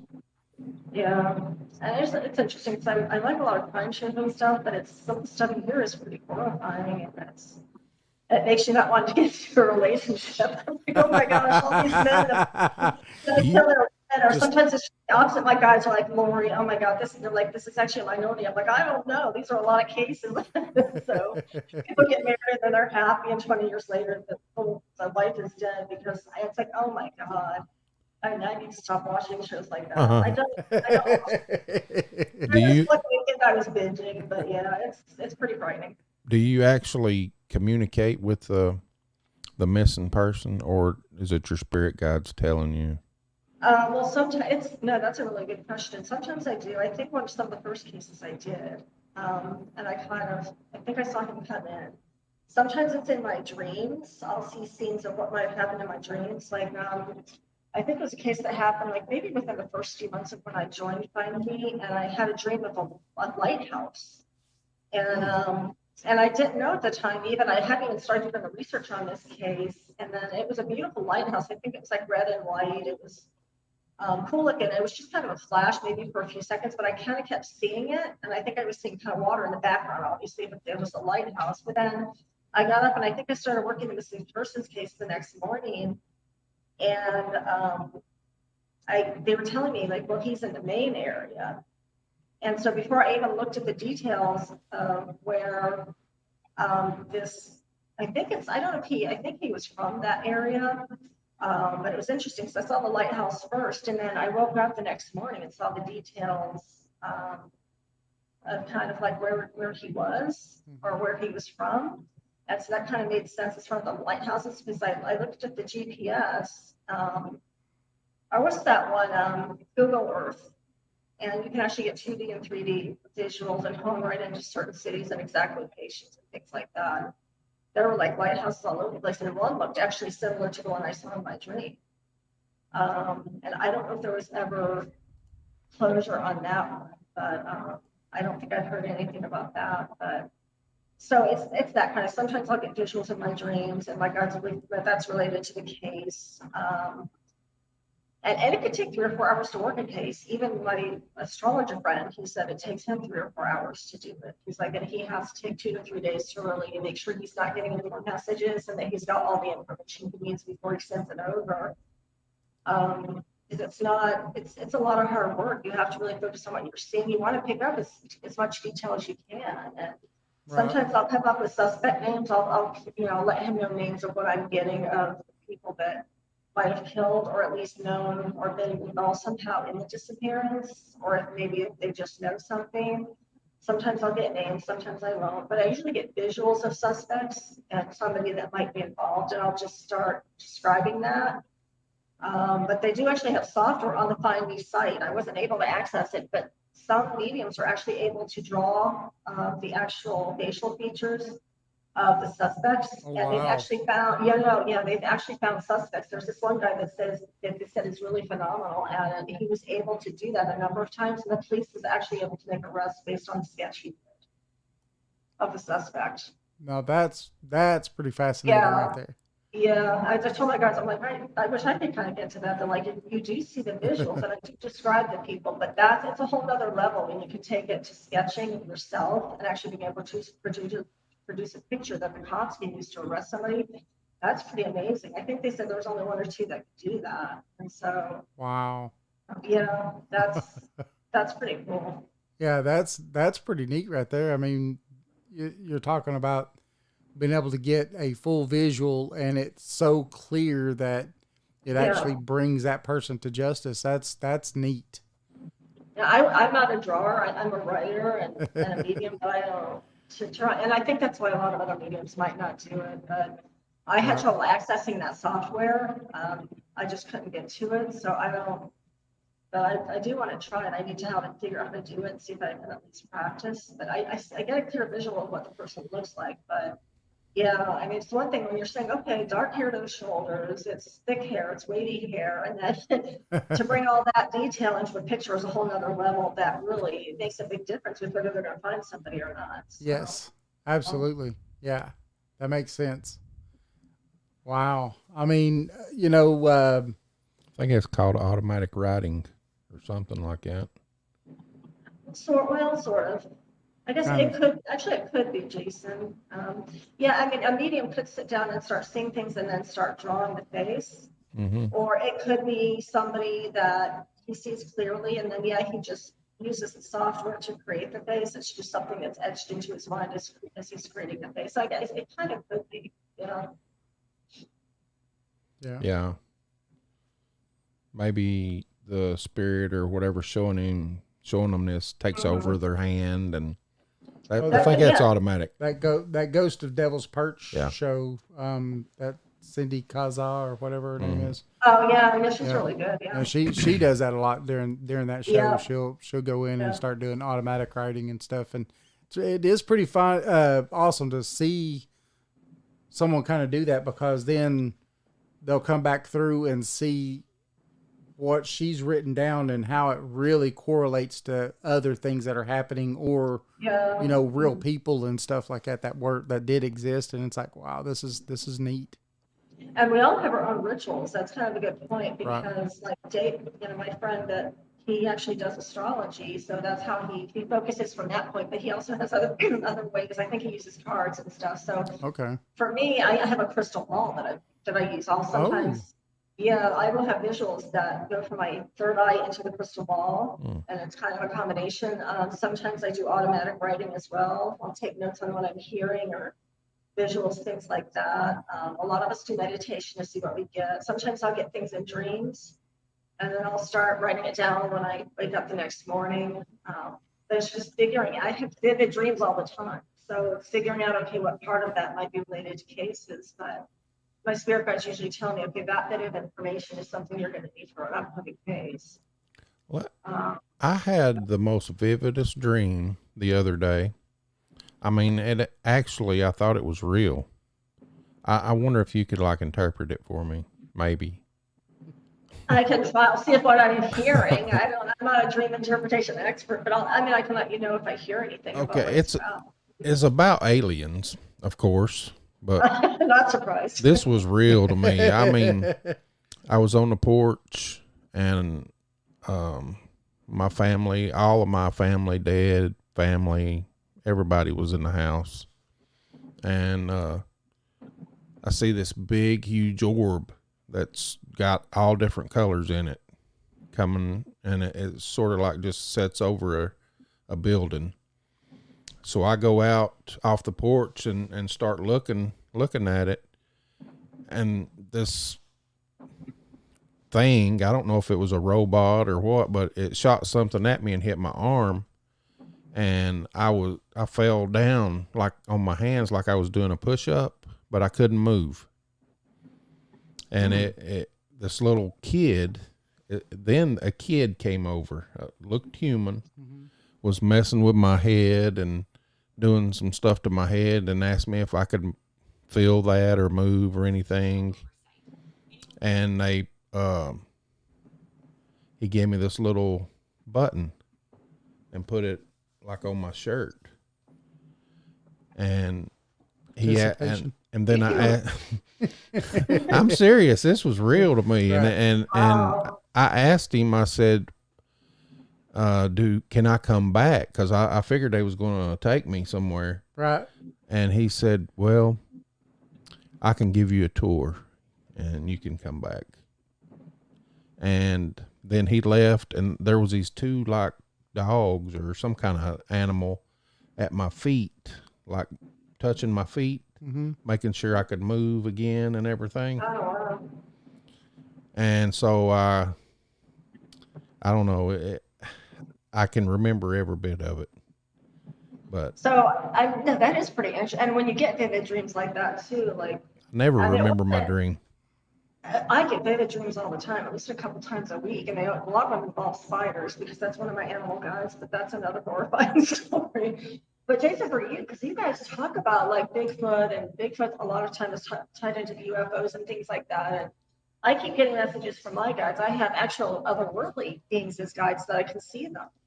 And I've had some interesting experiences. So I think for you guys, graduating to the next level with the FM radio station, because they're telling me that they want all of us working together, not just us, but more and more with the UFO. And David, the article I sent you about the Allies of Humanity, for anybody Yes. listening, that's a good thing to actually go up and research, because it gives you kind of an idea of why they're here and what's happening.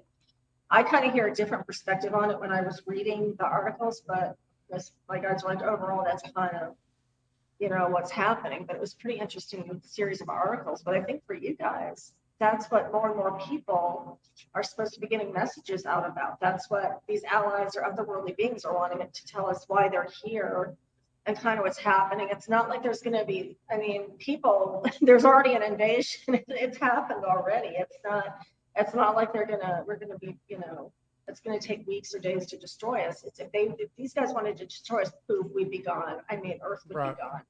Yeah. So it's common sense. So, and don't tell me military doesn't have reverse engineered stuff. Mhm. A lot of what we're seeing, please. My other worldly guys are like, oh my God, we get blamed for so much of the military's crap. It's not even funny. Right. So that's kind of part of what the articles talk about. Jason, for you guys, I think this seems more positive. Yeah, it was scary, but my guys, that's actually more of a positive dream, because nothing was really trying to hurt you. I think you might have your own kind of spirit guides or something that's guiding you guys to get more into that, because Bigfoot is tied into the UFO theory more so than a lot of people want to realize. And my spirit guides keep saying more and more, this is in the next few years, that's going to be a huge theme. It's not just going to be Bigfoot, it's going to be Bigfoot and UFOs. And that's kind of, as you guys know, that's kind of where it's been heading.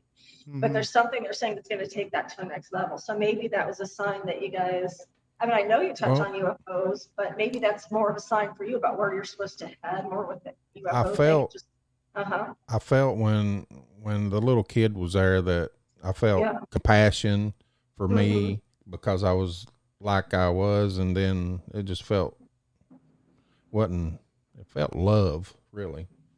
Like he cared about me. Right. When was this dream, Jason? Did you say last night or? No, it was either Sunday or Monday, one. Okay, so just so you know, and I know this is going to sound crazy to all the listeners, but my otherworldly guides, I feel like I'm insulting them by calling them aliens. So just know they can actually help your health. I've heard of people being abducted or maybe having dreams, and then they've come back healthy and their major illness has been gone. And I've had things like that happen to me. So, so just know, I don't know if it has something to do with that. I think there's a combination of things going on, but it's nothing negative. It's actually positive. That's what I'm feeling. Just because you said you were the things that they're like dog or some kind of animal things at your feet that were trying to get you to make sure that you had feeling again and stuff. So I don't sense anything. And just that they have like what looked like a little kid come to you instead of like a full-blown alien. Like some people might be terrified by seeing that. So I think it kind of represents a number of things. I think it might have been I don't know if it was partly health related. I'm hearing a strong yes on that. So even if we don't have anything seriously wrong with us, like my guides have come in, my alien guides can be like, okay, you're going a little too far with the sugar. You need to back off, or you're going to hit that, that A1C zone where you cross over to diabetic. Because I love my sugar. So they can actually tell me where my A1C is, what my cholesterol is, and I don't care if their doctor's listening to this. I know that to be the truth because they can tell me. They're like, you need to get to the doctor because your levels. And so I think that's kind of I think that was part of it, but I think there's a theme there for you guys because I've been getting some really weird stuff going on with that side of things too, with UFOs and seeing things and hearing things. So I think for you guys, that's kind of the direction you might be getting pushed. And I'm not saying your show has to be all about UFOs, but just know that there's some kind of theme coming with this. And I think it was a combination of health and just the theme, because it's not just a theme with us and you guys as radio hosts, it's everybody's starting to see things. And whether in their dreams or, most people don't necessarily get abducted, but they see things, and most people just see things in the sky. But my guides keep telling me, they're like, you're going to start seeing a lot more things yourself, and it's going to be face to face. Right. And but that could be partly as a medium too, and because I believe in that, and because I have that energy around me all the time. So, Jason, I think it's a combination of things. But it was definitely nothing. That was nothing to be afraid of. It's, in my mind, I'm getting a sense that you're actually being watched over in a really good way. I know. What it sounded like to me too. I wasn't scared or nothing. I was just Okay. like, man, it just seems so real. And they give me that button, and it said call on it. The button did. Oh, wow. Okay. So I don't know. Okay. Well, you might have connections for a number of my clients, especially those who are really spiritual. They do have connections with other beings, other universes, because I believe in past lives and reincarnation. Mm-hmm. And I can kind of, if somebody has a strong past life or multiple past lives in other universes, I see that because I'll see the otherworldly energy with them. They will step forward and show me. And whether that's a gray or something that looks completely different, I will see that, sense that, and they will let me know, tell this person they're not going nuts. They are seeing what they're seeing, and I am with them, and they're very protective energies. I mean, I think a lot of people have them, and there are things already here on Earth that might, there are hybrids. You guys know all about the hybrids and things like that. So there are a lot of things here. People just, don't think we're about to be invaded. I mean, to a certain extent, there already has been, but it's not necessarily a bad way. There's a lot of good things here too. Like you've got the reptile beings, and my spirit guides are like, Lori, a friend of mine caught one in a photo, and she showed it to me, and I swear to God, it had the face of a reptilian. And I was like, oh my God, but she's got some amazing land. She has a lot of native energy. And I was telling her when I was seeing the photo, she has all kinds of interesting orbs and stuff, but it's nothing really negative. But I told her, I said, no, yeah, that definitely is a reptilian, and there are different types. But I said, that's not there for you. It's more curious. I think she's got all kinds of portals on her legs. I have never seen anybody that has this much activity, mostly around her house. She has things ringing her doorbell, and she'll go to the door and not really see anything. But she doesn't get the sense of being really bad. But it's a lot of people are experiencing a lot more things, and it seems like dreams about aliens too. So many people I'm talking to are having the same kinds of dreams as you, Jason. So it's really interesting. And don't tell me, a lot of us do have a telepathic connection. We do. And we might not realize it. That's how they communicate with us telepathically. What tells some people to walk out their door at like 2:01 in the morning or 7:03 at night, and they walk out and happen to look up and see a UFO? Are you kidding me? Right. So that's people don't realize there's a telepathic ability, and there are with Bigfoot too. And that's a whole 4-hour show by itself. Don't get me started on that. So we can communicate with things. But Jason, I think in your case, it was trying to tell you, you have a strong connection to otherworldly beings, and probably because of the shows you guys do. And I think you have some spirit guides too. Yeah, I haven't had a dream that real since I had the OBE when I was younger. I think that represents too, that dream. I think it was partly for your health too, but I think. Well, I've been trying to manifest better health by meditating and everything. For the last few weeks, just trying to listen to some light music and just say, I'm going to do this, I'm going to do that. That's right. But think about how you had that dream. I am telling me powerful. And that's a good idea. But think about how your aliens or how these beings came to you in a dream after you've been doing that. So maybe that was confirmation, partly about the health thing. Maybe the call button was to say, you can call upon us, if you feel you need help, that kind of thing. So I think it was spirit guide directed. And I'm getting a strong yes back here. They said when you were talking about the dream, they said, no, that was the spirit guide. So you're associated with other worldly beings. Yeah. And people may laugh at that, but it's like people, we could be connected to things we have no idea about. Bigfoot has telepathic connections to a lot of people. We can David, I was telling you this. My friend, I have a good friend. I'm getting ready to stay with her in a few weeks overnight at her place. She was kind of in the country in Payson. She's got her like I think like 4, maybe 3 acres or something, and she lives in a beautiful home, a manufactured home. But they get visited by Mo, or the Payson version of Bigfoot, the Mogollon monster.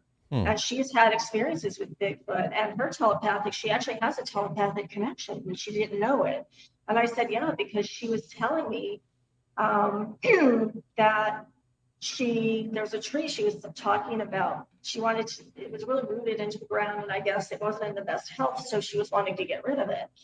Okay, now people, listen to this. So the next night it comes and pulls up the tree from its roots and all. It's completely out of the ground and it's just laying on the ground.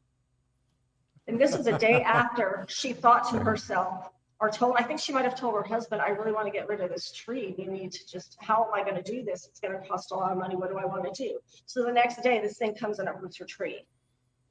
I told her, I'm like, I'm hearing you have a telepathic connection. She's like, oh my God. I'm like, yeah, think about that. And I guess it has done weird things, but it's nothing that's been really destructive. It seems to really like her. And she was sleeping one night, and it seriously seems to be drawn to her energy. And she was sleeping one night and heard a crash outside her window, and it had knocked something over.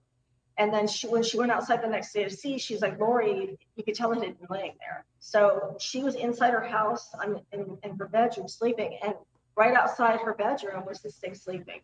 Wow. So I'm like, it's got some kind of energetic pull towards you. Now, other people have seen it and heard it. She said she's heard its howls and screams. And other people out there have too. Some people have actually seen them around there. But there's a juvenile that keeps visiting her. And I said, no, you've got a telepathic connection, and it knows your healing ability. She's a very powerful healer. So people don't realize how much we're really capable of. We just have to trust what we're seeing and hearing. So I'm going to be out there in a few weeks, and my guides are like, there's a good chance you're going to be hearing something. So I'm going to be out there on a porch at night. Take a camera. Yeah, that's what I'm going to do. Yeah, I'm going to be audio recorder. Yeah. I'm hearing they walk the roads out there by people's property, and it's been on hers. There's fences, but I'm getting a visual of it jumping the fence. And so, which of course, considering how big they are. Right. But what's interesting is she's at the bottom of a hill called Diamond Point. So think about the quartz and the diamonds and the energy just from that hill. She's at the bottom of the hill. It's like, I wonder, is that one reason that because it's not just the juvenile. I told her, I said, you've got a family here. So I kind of wonder if with that energy, if that's part of what draws them to that little area there. So, yeah. And she's seen a UFO right above her property too. It was literally hovering right above her house. Sounds like Skinwalker Ranch 2.0. Well, but I don't know. Well, I don't sense anything bad out there on her land, though. But maybe it was just trying to say, okay, these are associated with Bigfoot. I don't know, or it could have been something totally separate.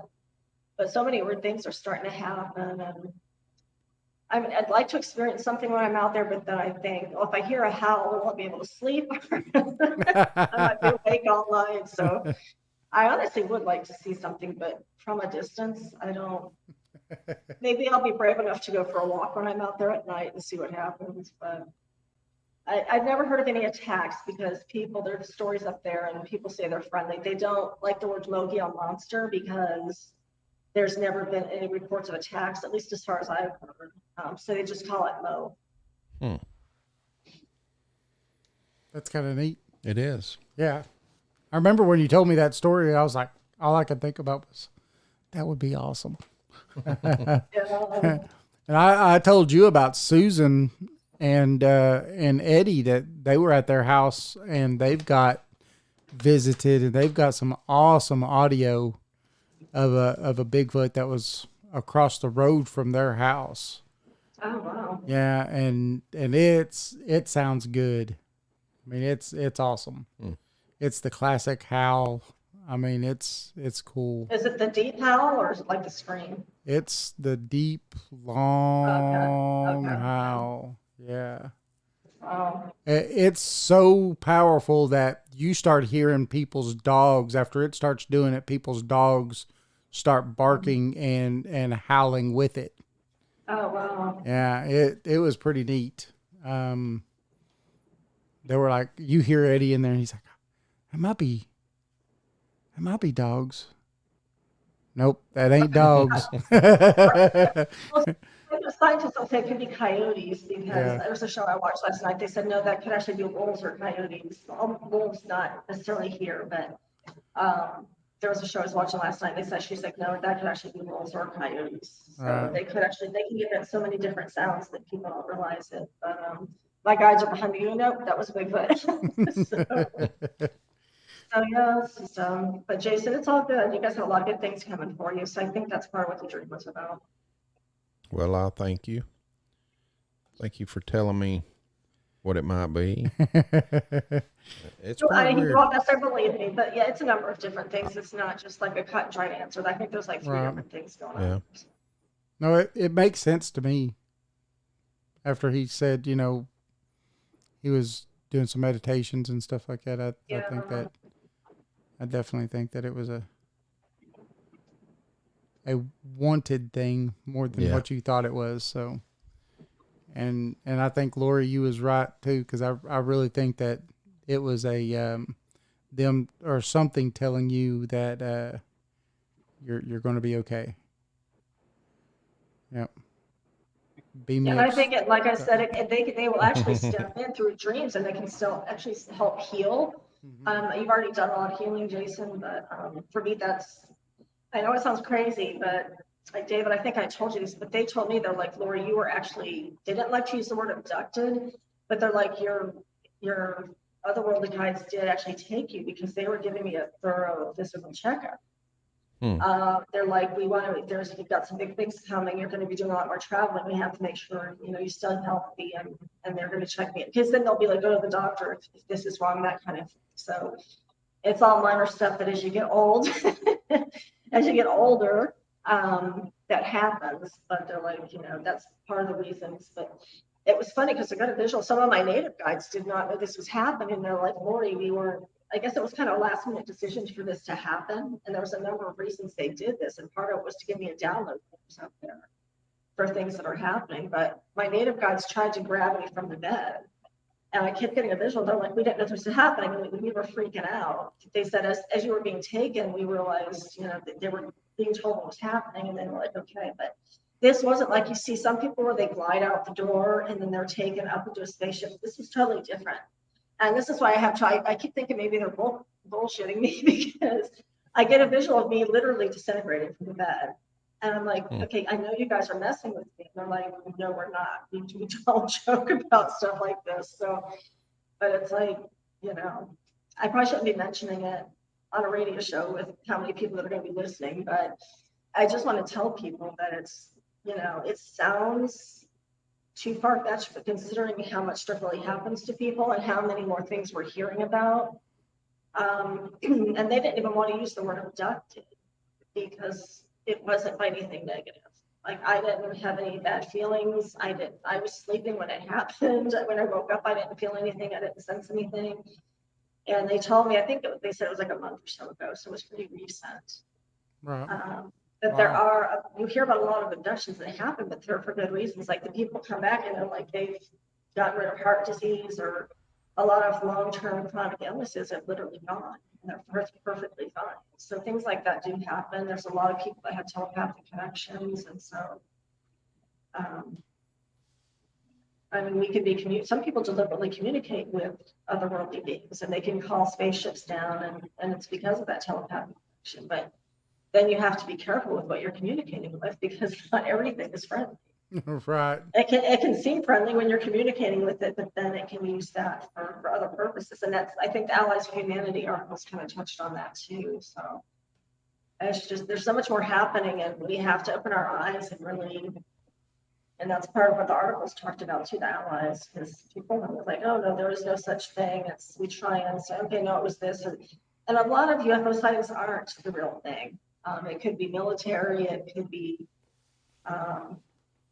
other things, but there are a lot of real things that are going on out there. There's so many more sightings. Have you heard of Dr. Stephen Greer?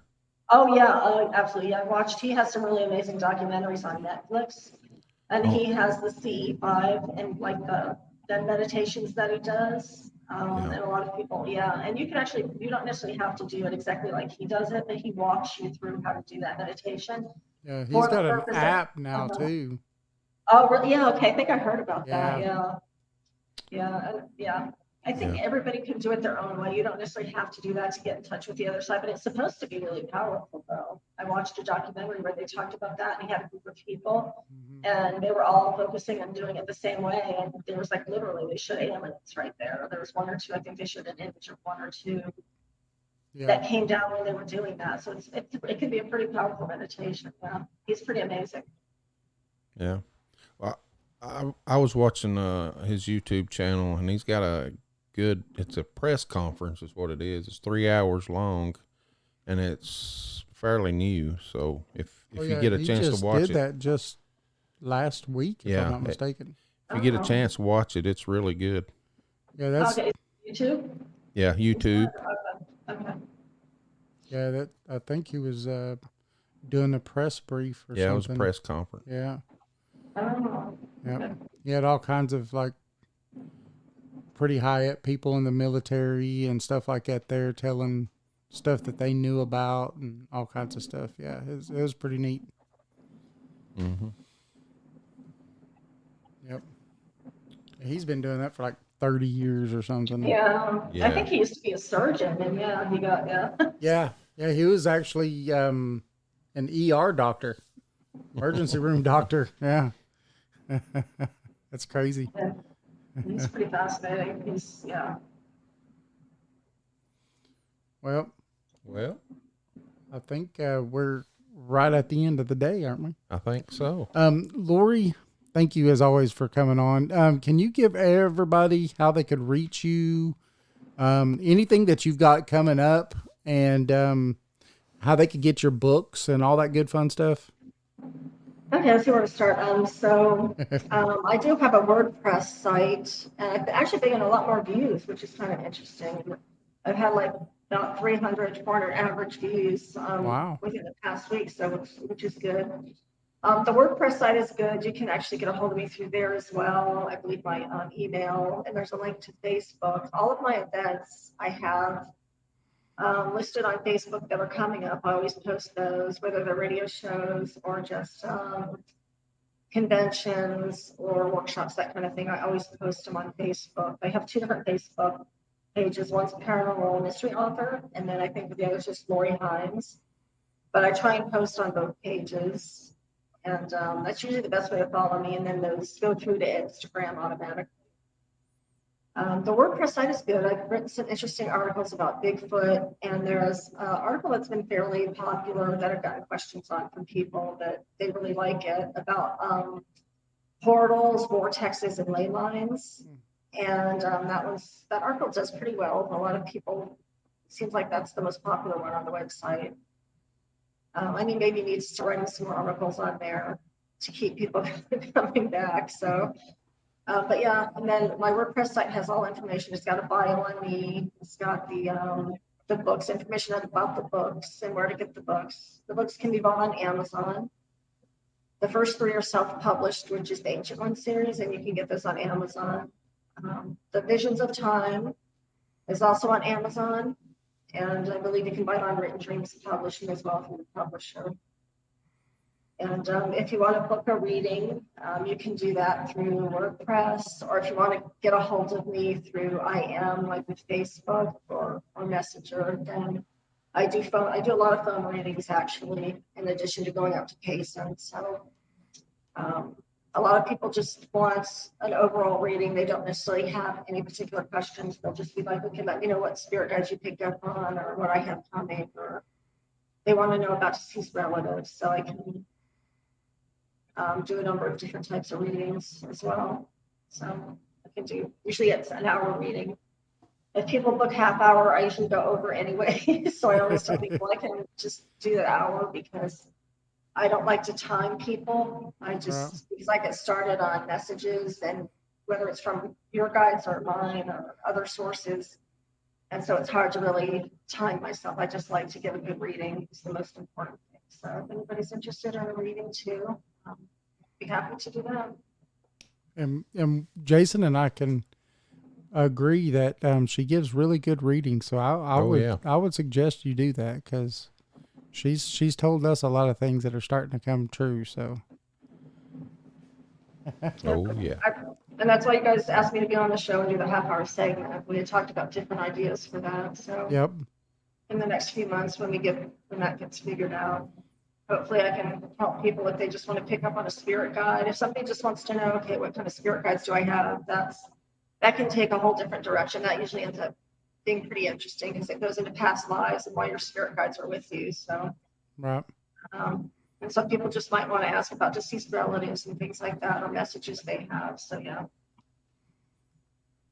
Well, is that everything? I think so. Man, this time just goes by quick, Lori. You just blink your eyes and the time's over. Yeah, well, you guys are great hosts. You make it fun, so it was good.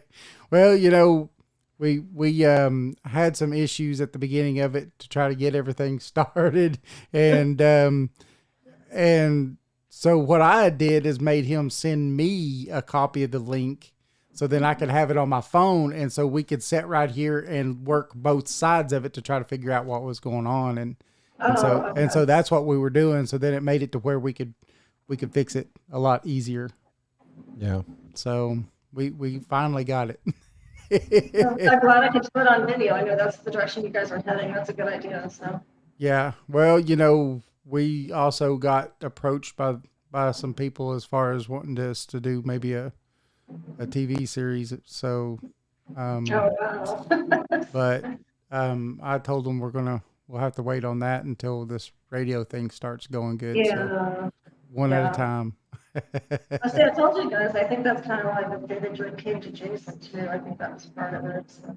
Yeah. That's awesome. Yeah. All right. Well, you have a good night, Lori. Thank you. Yes. And happy Father's Day to you guys and everybody else that's listening. Thank you. And have a good weekend. And we'll see you soon. It's not going to be too long. 3 months, I think. Yeah. October comes quick. Yeah, looking forward to it. Yes. I might not come home.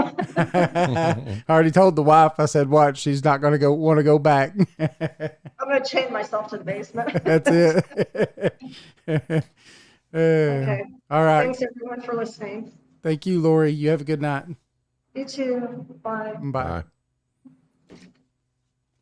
All right, everybody. All right, Lori Hines. Lori Hines. I would say that definitely look her up if you're interested in any kind of a reading and stuff. She does do very good work, right, Jason? She does. I mean, she's told us a lot of things that are starting to come to pass. Mm-hmm. So we definitely cannot complain. Remember, we are live right now on WDJYFM.com. So definitely listen to us if you can. We're on every Saturday. We're also on paranormal411.org, Paranormal 411 on Facebook, YouTube, and Twitter. And remember, we are on all of your favorite podcast platforms. Join us. Join us. Always join us. And remember, we do have a book called East Tennessee Hauntings and Lore. It is a really good coffee table book. To all you guys, men out there, have a great Father's Day weekend, right, Jason? Yeah. And eat a lot of good food. Do some barbecuing. Barbecuing. That's what I'm going to be doing tomorrow. Going to throw some meat on the grill and do a little barbecuing. So everybody have a good night. Have a good weekend. And remember, you're listening to Paranormal 411, Jason Scott, David Reagan. And tonight's guest was Miss Lori Hines, and she was a great guest. Yes. So have a good night. Have a good weekend. Have a great Father's Day, and we'll see you next week.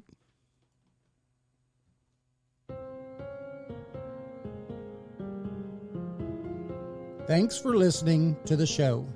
You can find us on Facebook and Twitter at Paranormal 411. Join us on the website at paranormal411.org. It's free to sign up and become a member. All of our upcoming shows are on the guest and events page. You can also listen to past shows on the website as well. And if you like the show and want to support us, You can do that by becoming a premium member for only $2 a month. Thanks for listening to Paranormal 411. Join us.